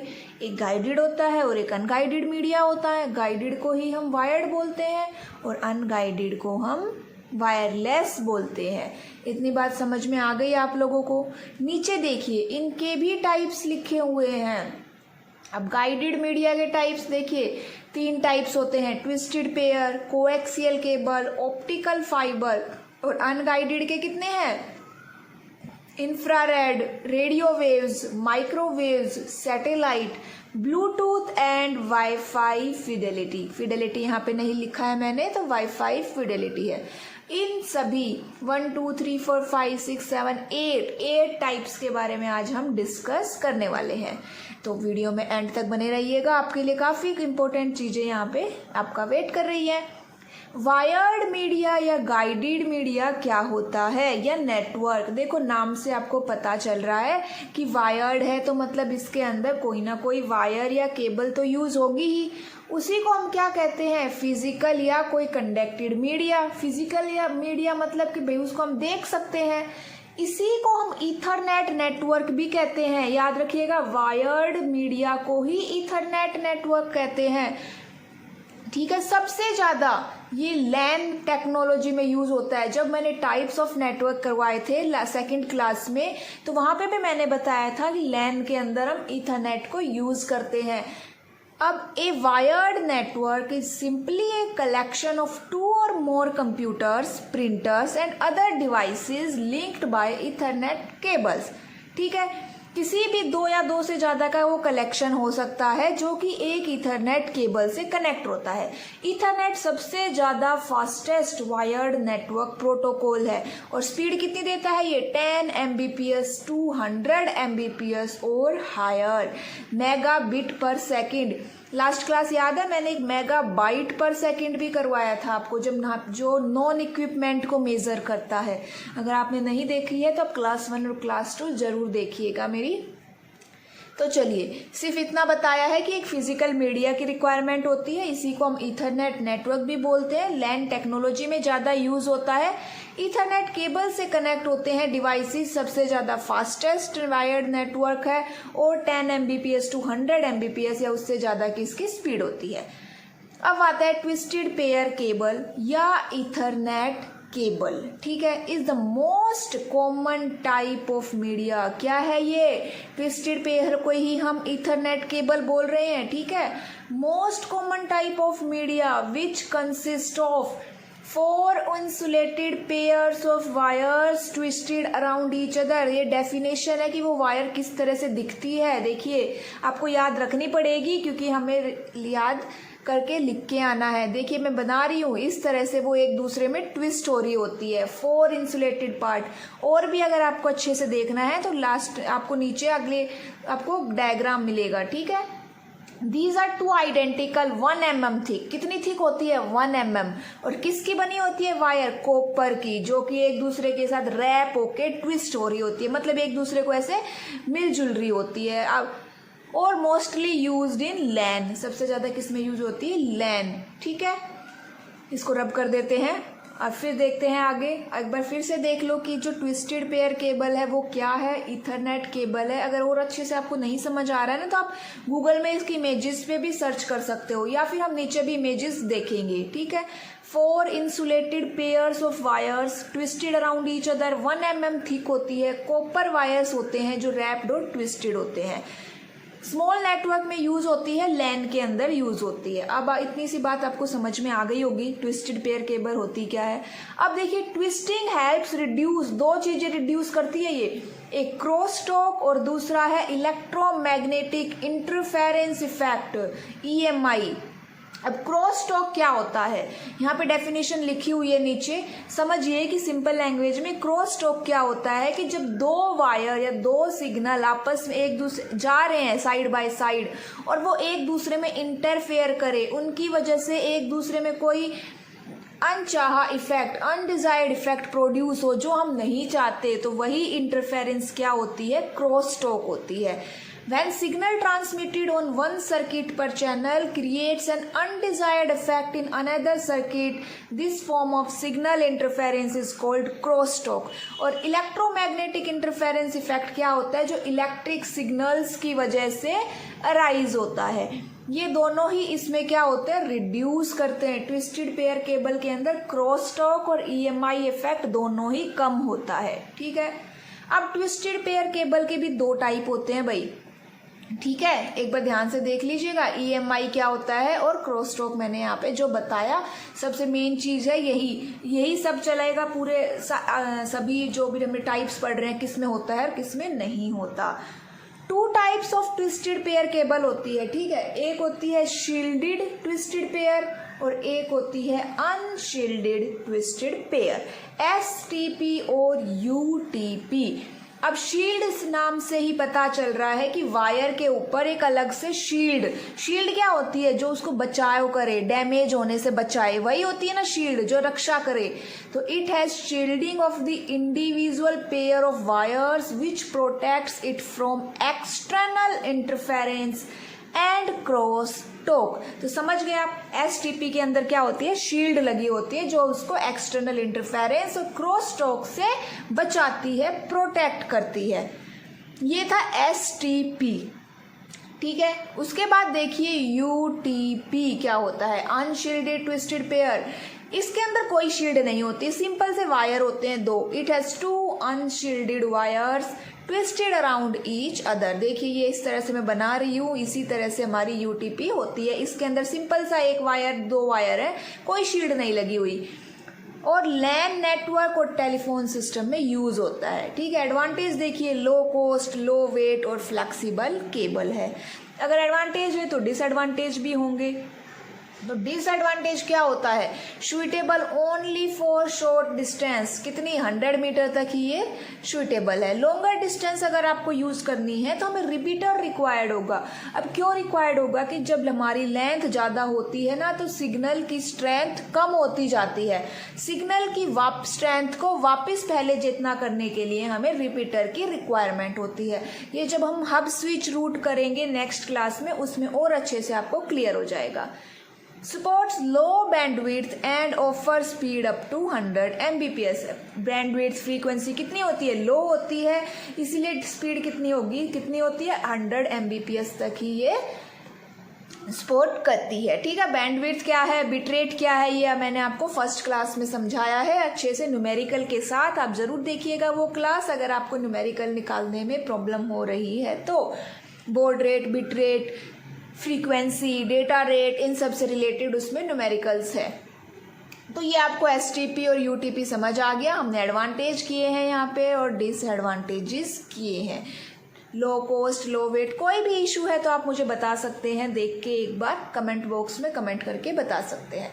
सेकंड आता है, अब हमारा ये था ट्विस्टेड पेयर, अब आता है कोएक्सियल केबल। क्या है, कोएक्सियल केबल, और इसी को क्या बोलते हैं, कोएक्स। ठीक है।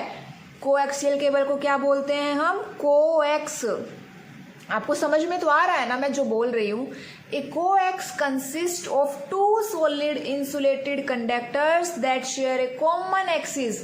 याद रखिएगा कितने कंडक्टर है इसके अंदर, 2, जो क्या कर रहे हैं, एक कॉमन एक्सिस को शेयर कर रहे हैं। ट्विस्टेड और कोएक्सियल दोनों को मैं एक बार डायग्राम के थ्रू भी समझाऊंगी, नीचे दिए गए हैं वो।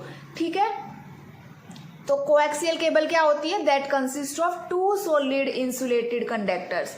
अब जो इनर कंडक्टर है, 2 हो गए कंडक्टर, तो जो इनर कंडक्टर है वो क्या है, वो एक स्ट्रेट वायर होती है जो surrounded by wired mesh, each separated by some kind of foil और इंसुलेटर। ठीक है। कह रहा है कि जो इनर कंडक्टर होता है वो क्या होती है, एक स्ट्रेट वायर, एक सीधी वायर होती है जो सराउंडेड होती है वायर्ड मैश, मतलब कि बहुत सारी वायर का मैश मिक्स हो उनसे, और सेपरेटेड होती है किसी फॉइल या इंसुलेटर से। ये जो इनर कंडक्टर है ना, इनर कंडक्टर, वही हमारे सिग्नल को कैरी करता है थ्रू द नेटवर्क, और जो शील्ड इसमें लगी होती है वो क्या करती है, इसको अर्थिंग या ग्राउंड प्रोवाइड करवाती है। देखिए एकदम बेसिक की अर्थिंग क्या होता है, इतना बेसिक मैं नहीं समझाऊंगी, इसको आपको इतना तो आता ही होगा। ठीक है। अब ये देख लो एक बार, मेन पॉइंट्स मैं इसमें सर्कल कर रही हूँ कि जो क्या क्या है। ओके। 2 कंडक्टर्स है, इनर कंडक्टर स्ट्रेट वायर होती है, फॉइल लगी होती है, और वो सिग्नल को कैरी करती है। जो शील्ड है वो क्या प्रोवाइड करवाती है, अर्थिंग, और जो ट्विस्टेड पेयर में शील्ड थी वो क्या कर रही थी, उसको डैमेज से, क्रॉस टॉक से, एक्सटर्नल इंटरफेरेंस से उसको प्रोटेक्ट कर रही थी। तो ये था कोएक्सियल केबल के बारे में थोड़ा सा बेसिक, देख लीजिए एक बार, आप रीड कर लीजिए। आगे चलते हैं। कोएक्सियल केबल जो होती है is most commonly used in cable TV transmission. कहाँ यूज होती है ये, केबल टीवी में। आपके घरों में केबल टीवी लगे हुए हैं और आपने देखा भी होगा कि उसके अंदर ये होती है। और ट्विस्टेड पेयर कहाँ यूज हो रही थी, देखिए लैन के अंदर। डिफरेंस साथ में कैरी कर रहे हैं। एडवांटेज देखिए, हाई बैंडविड्थ है और ट्विस्टेड की लो बैंडविड्थ थी 100 Mbps। एडवांटेज में क्या है, carries data for longer distance, long distance पे बिना किसी स्ट्रेच के, मतलब बिना किसी जॉइंट के 185 to 500 मीटर। और ट्विस्टेड पेयर सिर्फ कितनी थी, स्मॉल डिस्टेंस के लिए। ब्रॉडबैंड कनेक्शन या केबल टीवी के लिए ज़्यादा सुइटेबल है। Can also be used in shared cable network. Shared cable network का मतलब समझ में आ रहा है, जहाँ पे हम एक केबल को शेयर कर रहे हैं। दूसरे केबल टीवी के साथ। Less susceptible to electromagnetic field, अब जो इलेक्ट्रोमैग्नेटिक इंटरफेरेंस हो रहा था उसके अंदर, ये उसमें कम होता है, इसमें भी। डिसएडवांटेज देखिए, लेस फ्लेक्सिबल है, जबकि ट्विस्टेड तो ज़्यादा फ्लेक्सिबल थी, एक्सपेंसिव भी है, और ड्यू टू इट्स थिकनेस, कितनी थिकनेस है 1 सेंटीमीटर डायमीटर, और पुअर फ्लेक्सिबिलिटी के कारण ये डिफ़िकल्ट होती है इंस्टॉल करने में as compare to twisted pair cable. ठीक है, किसके कंपैरिजन में हो रहा है, ट्विस्टेड पेयर, वो इजी होती है इंस्टॉल करने के लिए और फ्लेक्सिबल भी होती है। अब ये एक डायग्राम है, सॉरी ये कोएक्स का नहीं है, ये डायग्राम मैंने बना रखा है ट्विस्टेड पेयर का। ओके, कोएक्स गलती से लिख दिया, रिमूव कर देते हैं। हाँ, अब आप देखो ट्विस्टेड पेयर, ये शील्डेड ट्विस्टेड पेयर है, देखना, क्योंकि वायर के ऊपर देखो और भी 2 वायर्स ही आपको प्रोटेक्ट होती हुई दिख रही है। वायर तो इसके अंदर एक ही की है, 2 वायर है, लेकिन जो बाहर है वहां पे एक आउटर लेयर भी आप देख रहे होंगे, तो वो क्या है, इसमें शील्ड लगी होती है। ठीक है, ये बाहर जो है एकदम छोटा सा ये कंडक्टर है, कॉपर का जो बना हुआ है, और बाहर अदर इंसुलेटर या पीवीसी है। तो ये क्या है, twisted pair, shielded twisted pair cable. इतना आपको डायग्राम से समझ में आ गया ना कि ट्विस्टेड पेयर केबल किस टाइप से दिखती है और कैसे वो ट्विस्ट हो रही होती है। एक स्ट्रेट केबल क्या होती है, सिंपल एक वायर होता है, और ट्विस्टेड पेयर क्या होती है, देखो एक दूसरे में ऐसे उलझी हुई सी होती है, स्ट्रेट एकदम सीधी होती है, और ट्विस्टेड पेयर जो दोनों वायर है वो एक दूसरे से उलझे हुए होते हैं। ठीक है, हिंदी में क्या कहते हैं, अलबेडा खा रहे होते हैं, ऐसे बोलते हैं ना अपने हरियाणा में, तो वही होता है इसमें। अब ये नीचे जो है कोएक्स होता है, कोएक्स क्या है, ये कोएक्सियल केबल है, देखो 1 2 3 और 4, टोटल कितने हैं, सिलेंडर टाइप दिख रहा है, ये हमें 4 हो गए, 4 सिलेंडर बनाने हैं। जो सबसे लास्ट में है 1 2 3 4 ही है, 5 नहीं है, वो गलती से लिख दिया। 4 में जो लास्ट वाला क्या है, वो कंडक्टर है, जो क्या करेगा, सिग्नल सेंड करेगा। फिर उसके बाहर एक इंसुलेटर लगा हुआ है जो उसको बचाएगा, शील्ड करेगा, उसके बाहर भी एक मेटेलिक शील्ड है, और फिर एक प्लास्टिक कवर लगा हुआ है। बाहर एक सिग्नल है, सेंड करने वाला कंडक्टर है, इंसुलेटर उसको अर्थिंग प्रोवाइड करवा रहा है, फिर एक मेटेलिक शील्ड लगी हुई है, और एक प्लास्टिक का कवर लगा हुआ है। इसी तरह की हमारी क्या दिखती है, कोएक्सियल केबल। आ गया आप तो आपको समझ में। अब देखिए ऑप्टिकल फाइबर केबल के बारे में हम देखते हैं, ये उसका है डायग्राम, आपको नीचे दिखाई दे रहा है। 1 2 3 4 5 और 6 है इसके अंदर टोटल हमारे। हाँ, जो बाहर है ना वो कोर है, वो सिलिका की बनी होती है, याद रखना किसकी बनी होती है, सिलिका की। फिर एक क्लैडिंग होगी उसके बाद, क्लैडिंग के बाद क्या होगा, एक बफर कोटिंग या सिलिकॉन कोटिंग। बफर कोटिंग ठीक है, मैंने बाय मिस्टेक कट कर दिया था। फिर बफर जैकेट आएगा, फिर एक स्ट्रेंथ मेंबर आएगा, और फिर क्या आएगी, आउटर जैकेट। तो इस सीरीज में हमारे मेंबर्स के नाम याद रख लोगे, पहले कोर है, फिर क्लैडिंग है, फिर बफर कोटिंग है, फिर बफर जैकेट है, फिर स्ट्रेंथ मेंबर और आउटर जैकेट है। अब देखो डायग्राम में के बाद हम थोड़ा सा देखते हैं, ये 6 पॉइंट आप अच्छे से देख लीजिएगा, और इसी तरह से आप डायग्राम भी बना सकते हैं। ओके, देख लिया आपने।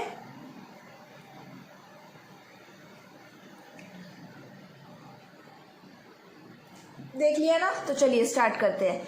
ऑप्टिकल फाइबर क्या पढ़ रहे हैं हम, optical fibre consist of long thin strands of glass और glass like material.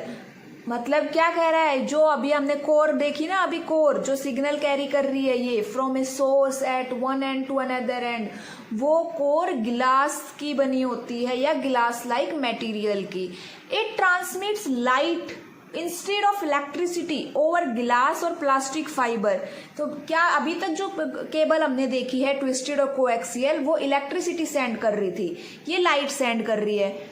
At the source there are LED or LD which modulate the data into light beam using frequency modulation techniques। ठीक है, तो अभी तक समझिए इसको। At the receiver end the signals are demodulated। Okay, एक बार हम क्या समझने की कोशिश कर रहे हैं कि जो ऑप्टिकल फाइबर में जो कोर सिलिका है वो गिलास की बनी होती है और वो लाइट सेंड करती है, और बाकी जो केबल्स थी उसमें इलेक्ट्रिसिटी जाती है। ठीक है, गिलास की बनी होती है और लाइट ट्रांसमिट करती है, बाकी सब में इलेक्ट्रिसिटी जाती है। इसीलिए इसमें एक एलईडी होगा और एक एलडी होगा, लाइट एमिटिंग डायोड और laser diode.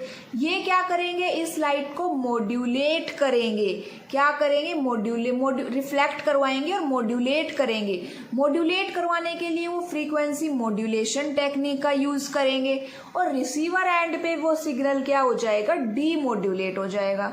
They are arranged in bundles called optical fibre cables and used to transmit data through light signals over long distance. Long distance के लिए हम सबसे ज्यादा इसको यूज करते हैं। अब आते हैं पार्ट्स ऑफ ऑप्टिकल फाइबर। तो सबसे पहला पार्ट आपने क्या देखा, एक कोर जो कि गिलास या प्लास्टिक की होगी, ठीक है, गिलास like material. It is a thin glass rod at the centre through which the light travels. समझ में आ गया ना, इतना तो कई बार बताया, मैं बोल चुकी हूँ। उसके बाद है क्लैडिंग।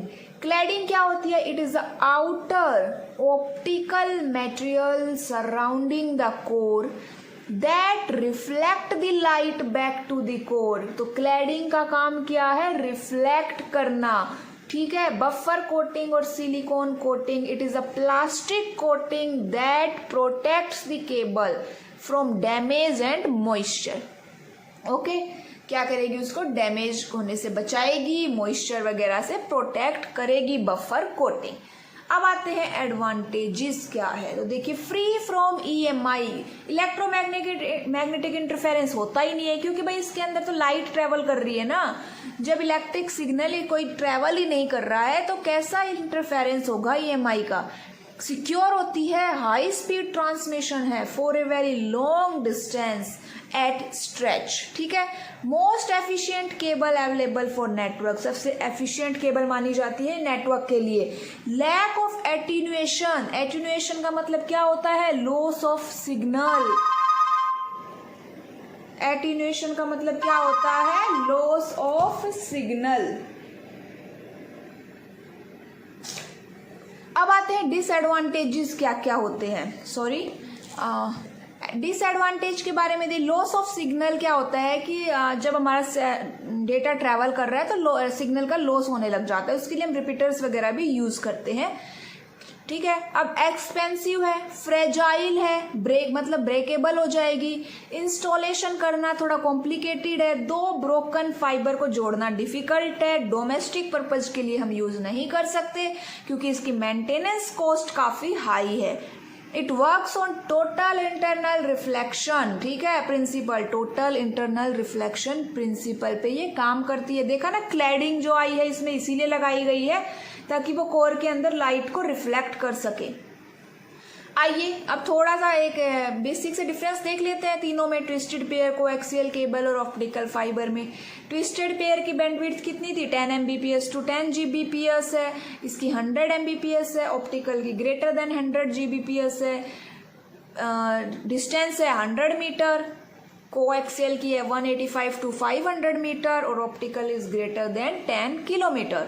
ट्विस्टेड पेयर जो है ससेप्टिबिलिटी जो है इसकी वो ज़्यादा होती है और कोएक्सियल की कम होती है एंड ऑप्टिकल फाइबर की होती ही नहीं है। ईएमआई ससेप्टिबिलिटी के बारे में हम बात कर रहे हैं। ट्विस्टेड पेयर में सबसे ज़्यादा होती है, कोएक्सियल केबल में कम होती है और ऑप्टिकल में तो होती ही नहीं है। सबसे कम इनएक्सपेंसिव होता है ट्विस्टेड पेयर, कोएक्सियल उससे थोड़ा सा ज़्यादा और ऑप्टिकल तो बहुत ही ज़्यादा एक्सपेंसिव होता है। यहाँ पे देखिए एटीन्यूएशन मैंने अभी बताया, is loss of communication signal, और किस में मेजर किया जाता है, डेसिबल। कैसे रिप्रेजेंट होता है, dB. As the rate of attenuation increase, the transmission such as phone call or an email or user tries to send becomes more distorted. कई बार देखा होगा ना, जब हम फोन पे बात कर रहे होते हैं और जब कुछ ज़्यादा ही नॉइज डिस्टर्बेंस आ जाए तो हमें कई बार तो किसी और की ही आवाज़ सुनने लग जाती है, या फिर हमें सामने वाले की आवाज़ ही नहीं सुनाई देती, या आवाज़ बहुत कट कट के आती है, तो वो सब इसी की वजह से होता है। Wi-Fi signal and strength getting noticeably weaker the further that your device is from the router। मतलब कि जब हम वाईफाई से कनेक्ट करते हैं तो आप जितना दूर जाते जाते हैं उसकी सिग्नल की स्ट्रेंथ उतनी कम होती जाती है। When measuring attenuation in wired network, the greater the signal strength over a long distance, the more effective the cable is. मतलब जितनी लंबी डिस्टेंस होगी ना, उस पे जो केबल वायर्ड है वो ज़्यादा इफेक्टिव रहेगा, उसकी सिग्नल की स्ट्रेंथ उतनी ही अच्छी होगी लॉन्ग डिस्टेंस में, ठीक है। तो ये था हमारा क्या कहते हैं गाइडेड मीडिया के बारे में, ट्विस्टेड पेयर, कोएक्सियल केबल और ऑप्टिकल फाइबर के बारे में हमने पढ़ा। आपको अच्छे से समझ में आ गया होगा। अच्छा लगे तो चैनल को लाइक कीजिएगा, शेयर एंड सब्सक्राइब करिएगा मेरे चैनल को। कोई भी प्रॉब्लम हो तो आप कमेंट कर सकते हैं। 1 मिनट का ब्रेक ले लेते हैं।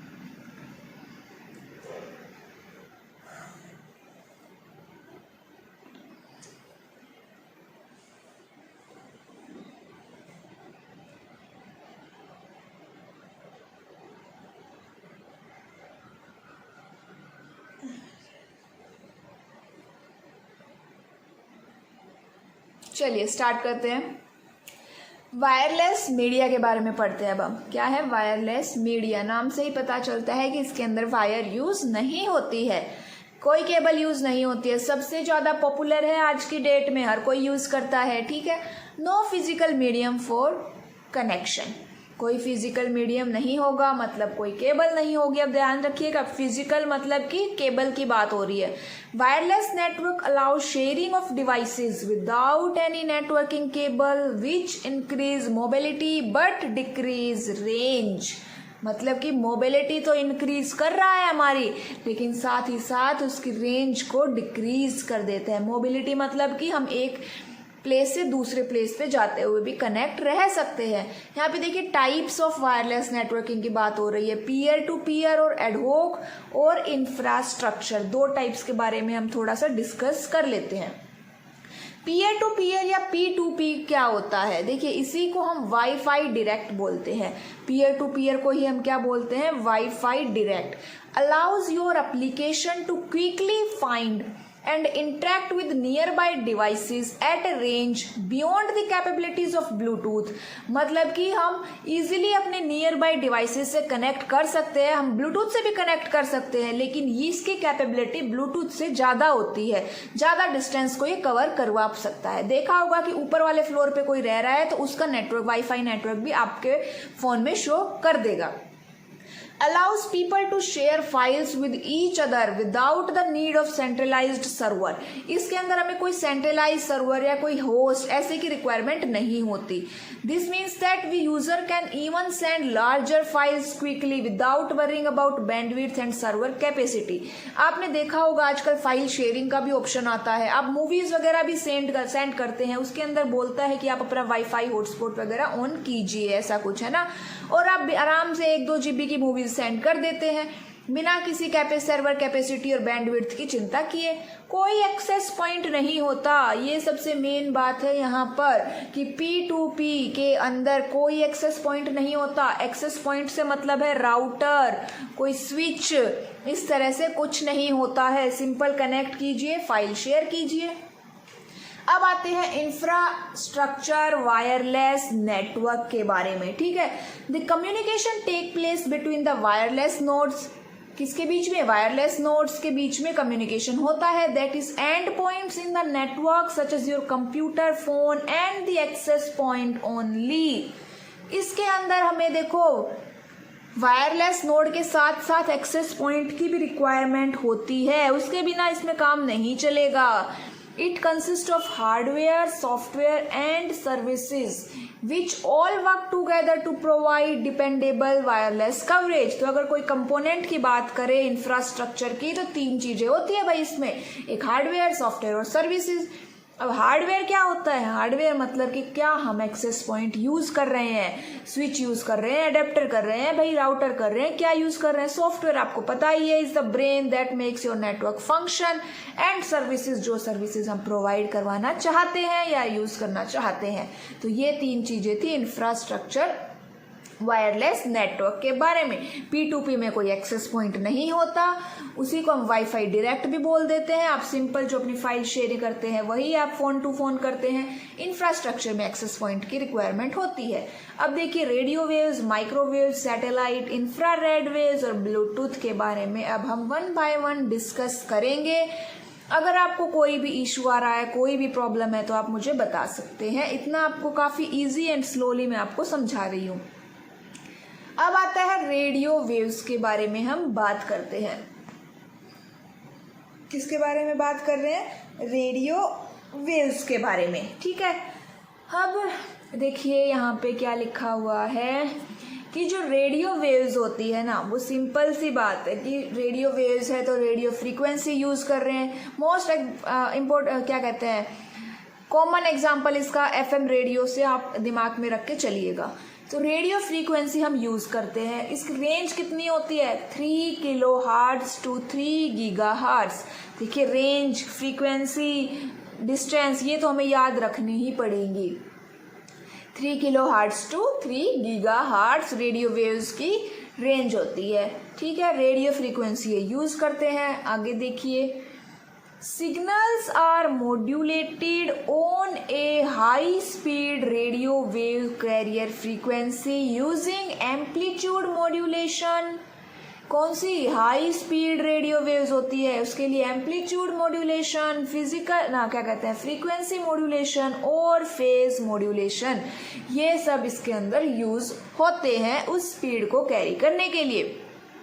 Radio waves are used for communication over distance ranging from a few meter in walkie-talkie to an entire city। मतलब डिस्टेंस क्या है? few meters की ही होती है। These waves few मीटर से लेके एंटायर सिटी तक होती है, ये कहना चाह रहे हैं। मतलब जैसे वॉकी टॉकी में भी बात हो जाएगी और एक एंटायर सिटी भी कवर कर लेगी। लॉन्ग डिस्टेंस के लिए travel long distance, can penetrate building, मतलब कि एक बिल्डिंग जो है उसको क्रॉस करके भी वेव्स ये जा सकती है। ऐसा नहीं है बिल्डिंग आ गई तो रुक गई, नहीं। That is why they are widely use for communication both indoors and outdoors. Cordless phone, AM, FM radio, ये सब आपने देखा ही होगा। FM रेडियो चलाते ही होंगे आप अपने, तो ये इसके एग्जाम्पल है। अब आते हैं एडवांटेजेस के बारे में। क्या एडवांटेज है भाई इसके? Covers a large span of area and offers mobility, मतलब लार्ज एरिया कवर कर रही है, मोबिलिटी भी दे रही है। ओमनी डायरेक्शन होती है। ओमनी डायरेक्शन का मतलब कि हर डायरेक्शन में रेडियो वेव्स मूव करती है। देखो इस तरह से चारों तरफ, कोई एक पर्टिकुलर डायरेक्शन नहीं होती इसकी। And can penetrate solid walls building easily, ठीक है। If and they are electromagnetic waves, ये भी याद रखना कि कैसी वेव्स होती है, रेडियो फ्रीक्वेंसी इलेक्ट्रोमैग्नेटिक वेव्स होती है। Ease of communication over difficult terrains and higher transmission rate, मतलब जहाँ पे ट्रैफिक ज्यादा है वहां पे भी इजीली हो सकता है और ट्रांसमिशन रेट भी हायर होती है।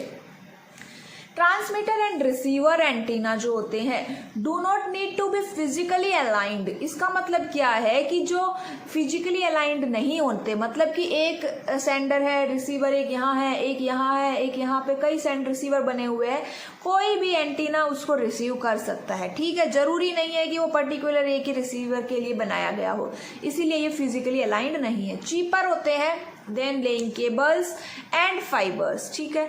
यूज फॉर वैन एंड मोबाइल सेल्यूलर फोन्स। अब आते हैं डिसएडवांटेज के बारे में। ये एक्सपेंसिव है भाई, अनसिक्योर मोड ऑफ कम्युनिकेशन है। इसका मतलब क्या हुआ कि कोई तीसरा बंदा अपना एंटीना लगा के वो भी डेटा को रिसीव या फिर डेटा को डिस्टोर्ट कर सकता है। ओके, यहाँ से एक और बंदा अगर अपना एंटीना लगा ले तो वो कर सकता है भाई। ससेप्टेबल टू वेदर इफेक्ट, मतलब रेन हो रही है, फोग आ गई तो भी हमारा सिग्नल पे फर्क पड़ता है। आप देखा होगा कि ज्यादा ही बारिश हो जाए, ज्यादा ही फोग आ जाए तो नेटवर्क जो सिग्नल है वो कम हो जाता है हमारे फोन में। परमिशन चाहिए होती है भाई, अगर इसकी वेव्स की रेडियो वेव्स अगर आपको यूज करनी है तो हमें अथॉरिटीज की परमिशन की रिक्वायरमेंट होती है। अब आते हैं application of radio waves. Multicasting में होता है। मल्टीकास्टिंग तो पता ही है आपको, जैसे यूनिकास्टिंग 1-1, एक ब्रॉडकास्टिंग 1 to all, और एक होता है मल्टीकास्टिंग जहाँ पे एक सेंडर एंड मैनी रिसीवर होते हैं, ठीक है। एक सेंडर, बहुत सारे रिसीवर होते हैं, उनको अगर हमें भेजना है तो वो क्या होती है? मल्टीकास्टिंग। एग्जाम्पल लिखे हुए हैं यहाँ पे इसके कुछ, FM रेडियो, टेलीविजन और कोडलेस फोन। ये देखिए डायग्राम के थ्रू आप समझिए। कि रेडियो वेव्स या तो ग्राउंड वेव्स में ट्रैवल करवा सकती है या फिर वो आइनोस्फेयर से भी रिफ्लेक्ट होके आ सकती है। यहाँ पे ग्राउंड वेव में वो ग्राउंड के साथ साथ ट्रैवल हो रही है और ऊपर देखिए ऊपर जाके फिर वो नीचे रिफ्लेक्ट होके भी आ रही है अर्थ के पास। ये 2 एंटीना लगे हुए हैं यहाँ पर। ये थी हमारी रेडियो वेव्स के बारे में, आपको समझ में आ गया होगा। अब आता है हमारा माइक्रोवेव्स। माइक्रोवेव्स के बारे में पढ़ते हैं। These signals are use to transmit data without the use of signals. ये तो ऑब्वियसली बात है, हम वायरलेस पढ़ रहे हैं तो वायर तो केबल तो होगी नहीं। It is a line of site. यहाँ पे मेन पॉइंट आया है, एक नया वर्ड निकल के आया है। वो क्या निकल के आया है? Line of site. इसका मतलब क्या है? ट्रैवल करेगा एक स्ट्रेट लाइन में। सिग्नल जो है हमारा एक स्ट्रेट लाइन में ट्रैवल करेगा, ना कहीं ऊपर से ना नीचे से कहीं और से उसको हम रिसीव नहीं करवा सकते हैं। वो आमने सामने होने चाहिए, एक स्ट्रेट लाइन बननी चाहिए। ठीक है। 2 डायरेक्शनल पैराबोलिक एंटीनाज, इसको हम डायग्राम से थ्रू समझते हैं एक बार। यहाँ पे देखिए एक सेंडर है, एक रिसीवर, 2 टावर मैंने लगा रखे हैं, उनके ऊपर 2 एंटीना लगाए हुए हैं जो पैराबोलिक शेप में है। यहाँ पे सेंडर ने सेंड किया और एक लाइन ऑफ साइट, एक स्ट्रेट डायरेक्शन में स्ट्रेट लाइन बन रही है और रिसीविंग करेगा एंटीना। ठीक है। तो ये क्या था? एक माइक्रोवेव कम्युनिकेशन। और मैं कहूँ कि ये टेरेस्ट्रियल माइक्रोवेव कम्युनिकेशन था। अभी आप नीचे देखोगे कि टेरेस्ट्रियल माइक्रोवेव कम्युनिकेशन क्या होता है। They must be properly aligned with each other, otherwise the signal will not be focused well at the receiving antenna. जो रेडियो वेव्स थी ना, उसमें अलाइंड की कोई रिक्वायरमेंट, कोई कंडीशन नहीं थी, इसके अंदर थी। ये मैंने वही पॉइंट्स लिखे हुए हैं जो अभी मैंने आपको डायग्राम से समझाए। ठीक है, आगे देखते हैं। Types of microwave transmission, terrestrial microwave और सैटेलाइट। अब माइक्रोवेव भी 2 टाइप के होते हैं। अब टेरेस्ट्रियल क्या होता है वो देखिए। It is a technology that transmits the focused beam of a radio signal from one ground-based microwave transmission to another। पीछे देखा ना अभी डायग्राम में, जिसमें ग्राउंड बेस्ड से हम सेंड कर रहे थे। इस डायग्राम में देखिए ग्राउंड बेस्ड से, ये ग्राउंड से कनेक्ट है इजीली। टावर हमारे ग्राउंड पे लगे हुए हैं और पैरा एंटीना उनके ऊपर लगे हुए हैं। ठीक है। These are electromagnetic waves having frequency range 1 GHz to 1000 GHz। इनकी रेंज होती है। ये यूनिडायरेक्शनल होते हैं और फिजिक अलाइंड होने चाहिए। ठीक है, 2 चीजें बात है भाई, एक तो यूनिडायरेक्शनल है और एक अलाइंड होने चाहिए। Antennas are mounted on the towers to send a beam to another antenna which is kilometre away. मतलब कि वो कुछ किलोमीटर की डिस्टेंस पे ही होना चाहिए, ज़्यादा दूर नहीं। It works on A light of site communication. यहाँ पे कुछ कैरेक्टरिस्टिक्स लिखे हुए देखिए। इसकी रेंज है 4 to 6 GHz से 21 to 23 GHz। बैंडविड्थ है 1 to 10 Mbps की सपोर्ट करता है। इनएक्सपेंसिव होता है अगर शॉर्टर डिस्टेंस है तो, और अगर लॉन्गर डिस्टेंस है तो एक्सपेंसिव हो जाता है क्योंकि हमें ज़्यादा हाई ऊंचे टावर लगवाने पड़ेंगे। उसके बाद एट्यूनेशन होता है, इसका मतलब loss of signal. It is affected by environmental condition and antenna size. अगर ज़्यादा बड़ा साइज है तो भी हमारा इफेक्ट करेगा सिग्नल को। एडवांटेज और छोटा है तो उसके अकॉर्डिंग इफेक्ट होगा। एडवांटेजेस देखिए, cheaper than using cable, no cost of maintaining repeaters, communication is easy over difficult traffic, permit data transfer rate of about 16 Gbps, free from land acquisition. इसका मतलब क्या है कि ऐसे गांव, ऐसे विलेजेस जहाँ पे क्या हो कि हमें परमिशन लेनी पड़े डिग करने की, गड्ढे खोदने की, और हमें इतना टाइम नहीं है या परमिशन नहीं मिल रही है हमें, तो हम माइक्रोवेव को यूज़ कर सकते हैं। इसी बड़ी बिल्डिंग में लगा के टावर्स को उस विलेज में हम सिग्नल्स पहुँचा सकते हैं क्योंकि वहाँ पर हमें कोई ऐसा लैंड की रिक्वायरमेंट नहीं पड़ेगी। ठीक है, तो यही था फ्री फ्रॉम लैंड एक्विजिशन, और ओशियंस में भी हम कम्युनिकेट कर सकते हैं। डिसएडवांटेज देखिए, अनसिक्योर्ड है, वही जैसे रेडियो वेव्स में आया था कि any malicious user can catch signal in air by using own antennas. Cost of installing tower antennas की हाई होती है। Microwave propagation is affected by weather condition such as rain, fog etcetera. Signals can be split and propagate in different direction in air and are received by the receiver antenna with a reduced strength। क्या मतलब है इस बात का कि जो signal है वो एयर में जाके बट सकते हैं और वो उसके पास जो रिसीवर है उसके पास उनकी कम स्ट्रेंथ के साथ वो रिसीव हो सकते हैं। ठीक है, ये भी इसका एक डिसएडवांटेज था। ये था हमारा टेरेस्ट्रियल माइक्रोवेव ट्रांसमिशन मीडिया। इतना आपको समझ में आ गया होगा। आगे चलते हैं, सैटेलाइट माइक्रोवेव ट्रांसमिशन के बारे में अब देखते हैं। अब सैटेलाइट क्या होती है ये आपको पता ही है कि एक फिजिकल ऑब्जेक्ट होता है जो अर्थ के चारों ओर चक्कर लगाता है एक नॉन हाइट पर। ठीक है, सैटेलाइट कम्युनिकेशन क्या यूज करता है, माइक्रोवेव यूज करता है, इसीलिए हम इसको माइक्रोवेव के टाइप में पढ़ रहे हैं। 1.5 गीगाहर्ट्ज टू 20 गीगाहर्ट्ज जो है इसकी स्पीड है, बैंडविड्थ है एज मीडिया। अब है हमारी जो सैटेलाइट्स, जैसे जियो स्टेशनरी और पोलर सैटेलाइट्स को हम यूज़ करते हैं कनेक्शन एस्टैब्लिश करने के लिए, जैसे DTH, VSAT, GPS satellite phones, ये सब आपने देखे होंगे ना। DTH वगैरह तो आप यूज़ भी करते हैं घरों में। ये देखिए इसकी वर्किंग कैसे होती है इस डायग्राम के थ्रू। यहाँ पे दो मैंने लगाए अर्थ स्टेशन, एक सेंडर हो गया और एक रिसीवर हो गया, और एक सैटेलाइट ऊपर लगी हुई है।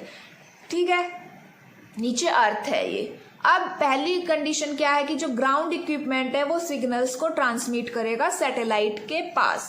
ये क्या यूज करेगा, ये यूज करेगा डाउन लिंक। ठीक है, जब अर्थ से सैटेलाइट के पास जा रहा है तो डाउन लिंक यूज कर रहा है।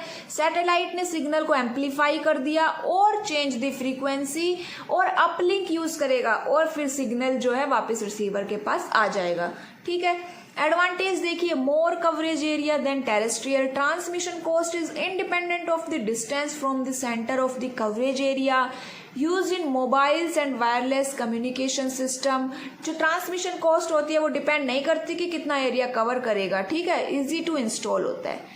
सिक्योर है ये हमारा, अनइंटरप्टेड है, हाई ट्रांसमिशन है, no line of sight restriction. ठीक है, कोई से स्ट्रेट लाइन वाला चक्कर नहीं है इधर, such as natural mountains, tall buildings, towers etcetera. The position of earth station which receive signal, वो फिक्स भी हो सकती है और वो मोबाइल भी कर सकता है। यूज होता है वेदर फोरकास्टिंग में, radio TV signal, mobile communication etcetera. Disadvantage देखिए इसके क्या है, जो सैटेलाइट की डिजाइनिंग और डेवलपमेंट है ना उसमें ही टाइम और कॉस्ट ज्यादा लगते हैं। स्लोअर है देन माइक्रोवेव, टेरेस्ट्रियल से कंपेयर हो रहा है, रिक्वायर्स लीगल परमिशंस, एक्सपेंसिव होता है as compare to other medium and high operating cost. Signal sent to stations can be interrupted by external interference. ठीक है, अब ये देखिए, satellite needs to be monitored and controlled on regular periods so that it remains in orbit। हमें हमेशा monitor करना पड़ेगा। 1 minute का ब्रेक ले लेते हैं।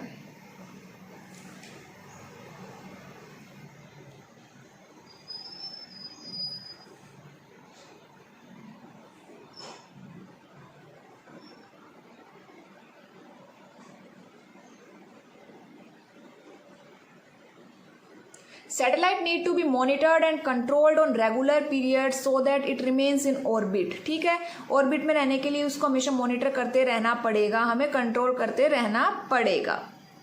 ठीक है, इतना समझ में आ गया आपको सैटेलाइट के बारे में कि क्या एडवांटेज। आगे चलते हैं। एक सैटेलाइट की लाइफ 12 से 15 साल होती है, इसलिए वो डिसमिस हो उससे पहले ही हमें दूसरे की प्लानिंग कर देनी पड़ती है। तो ये थे हमारे सैटेलाइट। अब आता है इंफ्रारेड वेव के बारे में। Allow devices to communicate within a short range. क्या है, एक शॉर्ट रेंज में अलाउ करता है। 300 गीगाहर्ट्ज से 400 टेराहर्ट्ज की इसकी स्पीड है, मतलब कि 5 मीटर की स्पीड है। यूजिंग वायरलेस सिग्नल्स, आपने देखा होगा टीवी रिमोट वगैरह में, या फिर अपने सेल फोन्स में, या बच्चों के टॉयज में, इन सब में इसका यूज होता है इंफ्रारेड का। एसी में